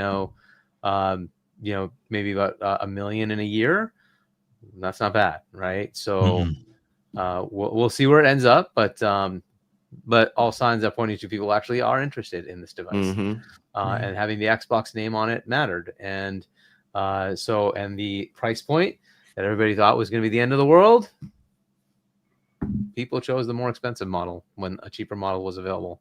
And I think it was like 4 to 1, so it was like 20%, 15-20% were the lower model. The vast majority were the higher model.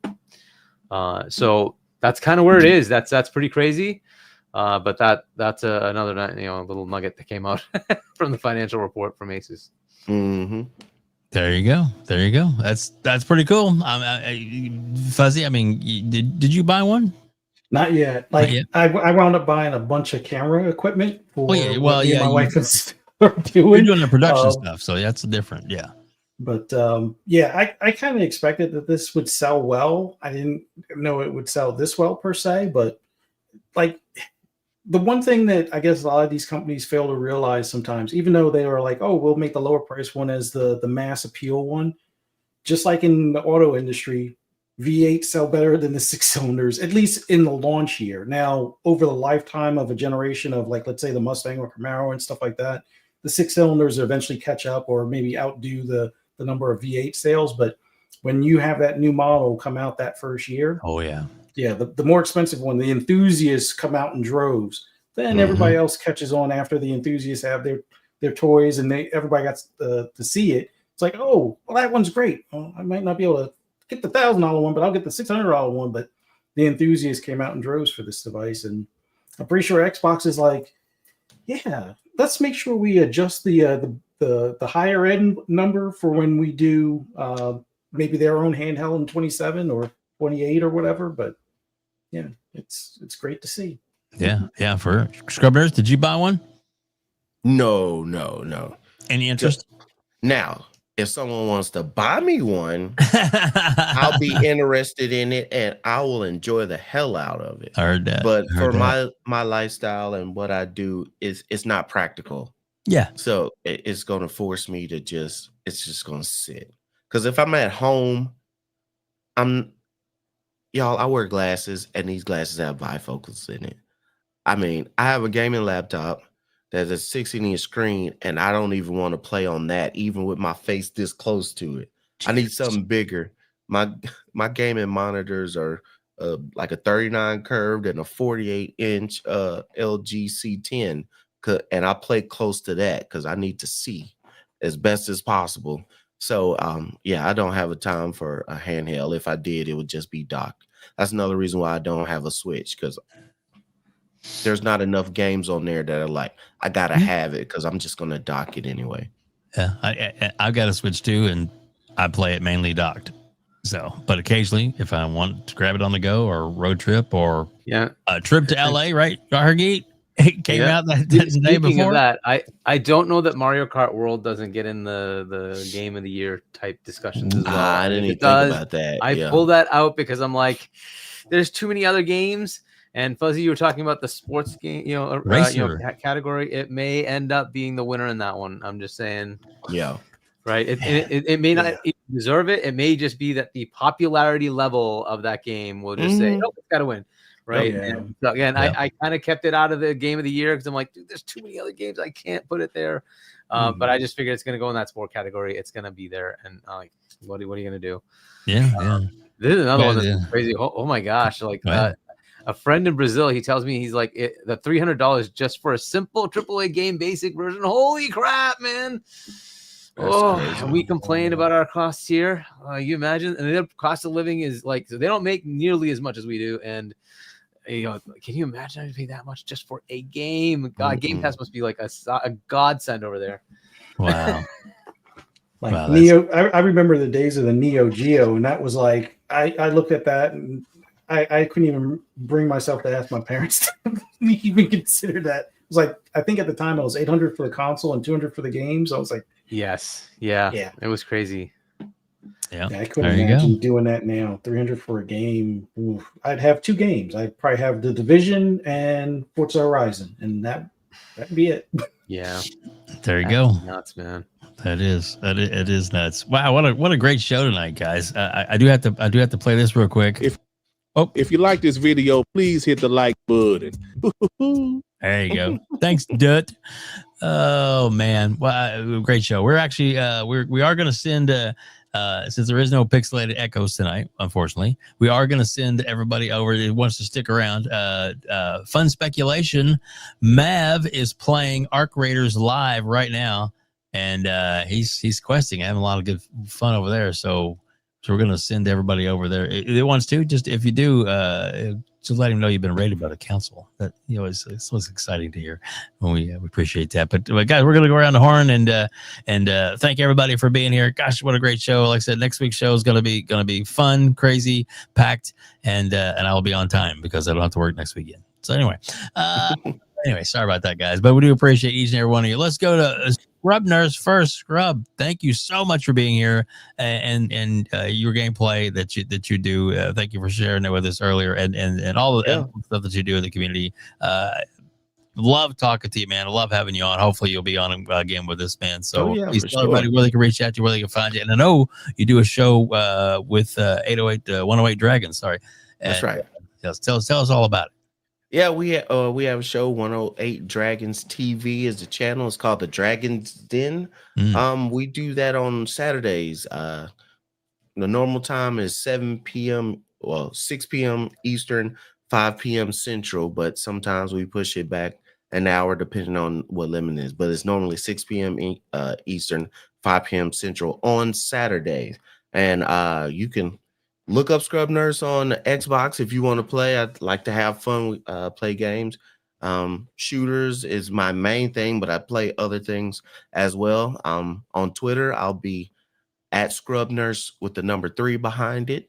Also, I have a TikTok that is Scrub Nurse and _ at the back end of it. I have my Twitch channel, which I'm on the road to 50 subscribers. I'm at 48 right now because I just started doing some streaming there. And that is Scrub _ Nurse. But what I'm mainly going to be doing, which people know me for, is playing shooters and Call of Duty. I just started streaming on YouTube, and you can see that under my name right here. YouTube at Scrub Nurse Gaming. And it's not going to be more videos, it's more going to be live videos. So a lot of the replays you can check under my live section, but also just subscribe and hit the bell, and you know when I go live, and you can hang out, talk with me, goof off about the game, and if you got plenty of questions of what's going on, I'm more than willing to share. If you just want to play a shooter with me and you see me on, just hit me up and we can play together. No problem. Awesome. Thanks, awesome. I love that. You're welcome. If you want to, you can drop any of those links in the chat. All of you can. It's not a problem. Sure. But also in the description of this video, and also in the description of the audio version, if people listen to this later, there is all the links to everybody's information up there, as well as your X accounts. You're actually Scrub Nurse, I have your Twitch stream on there. I have also your link to 108 Dragons is down there too. So if you easy to find, no excuse, man. Get up there, subscribe, like these people. And then of course he did. Thank you so much, Fuzzy, for jumping on. I knew you were going to run a little behind it, and I don't care if you get on for 10 minutes, man. I love having you on, man. So seriously, one of the great pillars of the community, and we do appreciate you each and every time. And I know you're a lot of places too, so please tell everybody where they can reach out to you, where they can find you, not only about your show but your wife's show too. Tell them all about it. Oh, well, first of all, thanks for having me on. Sorry for being a little late, but greatly appreciate being on here with you, Dave, and you, Hargeet, and always enjoy being on a podcast with Scrub Nurse as well. Yes, sir. One of these days, hopefully I'll convince you to play some Division. I suck at Call of Duty, so maybe I got Division. Okay. Ooh, there So it I got is. definitely Division got to 2. do Play date. yeah, we got to do like a community division day or something along those lines. But Because I'm way behind. I need some catching up. Let me know. oh yeah, and they're about to add some more stuff as far as like companion sidekicks from like some of the factions. Plus, they're going to do Survival 2.0. Whether you do the PvP or you do the PvE version, that in Snow in DC is going to be awesome. So be on the lookout for that. But for everybody that wants to hear my rambles and rants on anything gaming related, just do a search on the internet, whether it's social media or YouTube, for Fuzzy Belvedere. You'll be able to find me. But if you happen to be a fan of horror movies or even horror video games, check out me and my wife's podcast on Friday nights at 6 Eastern Standard Time, Fright Night with Ferocious Fee. We kind of reviewed a little bit of an older movie just this past Friday, Clockwork Orange. I don't know if many people have seen it, but it's definitely a unique movie, and it may not be a typical horror movie, but the crime and brutality and stuff like that kind of fits the genre. But it was a new watch for two of the panel members, so check that episode out or any of our episodes out for all things horror. Malcolm McDowell. Yeah. Oh yeah, it's amazing to see what he looked like as a young kid, I guess you could say, compared to now. But yeah, it's an awesome movie. But check out our review on it. And like the WEBDAVE said, you can find me on Double Barrel Gaming with Mr. Boomstick on Friday or Monday afternoons and Friday mornings. Breakfast with Boom, Xbox Lunch Break Special on Mondays, and then with Mav on Thursdays for Fun Speculation. Palm's taking a little bit of a break, but it's me, Mav, Jasper, and sometimes we'll have 3-Bit on there as well. And then Pixelated Echoes normally is on Sundays right after this show, but we're going to have a Monday special tomorrow night. So be on the lookout on social media for the times for that. But thanks everybody for joining us here. And man, it's always awesome being on here with you guys. Love doing this. Well, thank you so much for being here. And Hargeet, I think we did get another super chat. We did. Hang on, let me go down there. Okay, so we got Mac at WebDave at Plump Themes. Was that like up in the air? Like where's the theme song? Where's the theme song? You want to hear it? Well, shall we play it?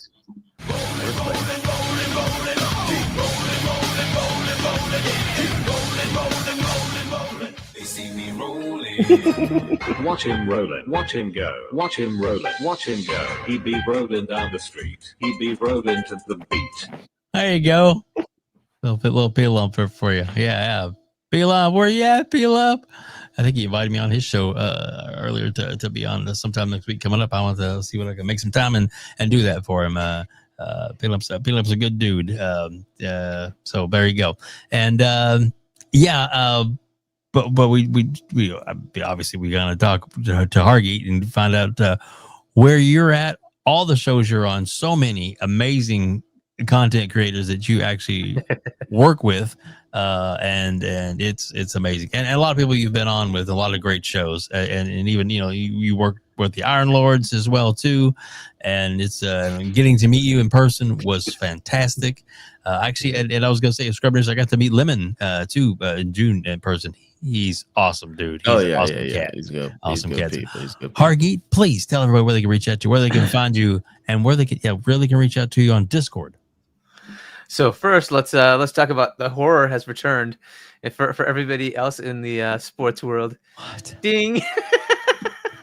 What? That's 9-2. Chiefs 5-5. Sorry. I can. I've seen some salt in the wounds. I know.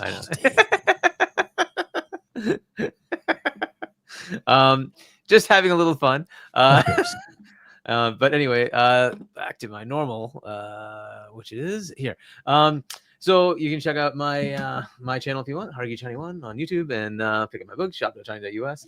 And then I'll be on with Fonz on Tuesday. We'll most likely go over all the fun of the Game Award announcements. Yeah.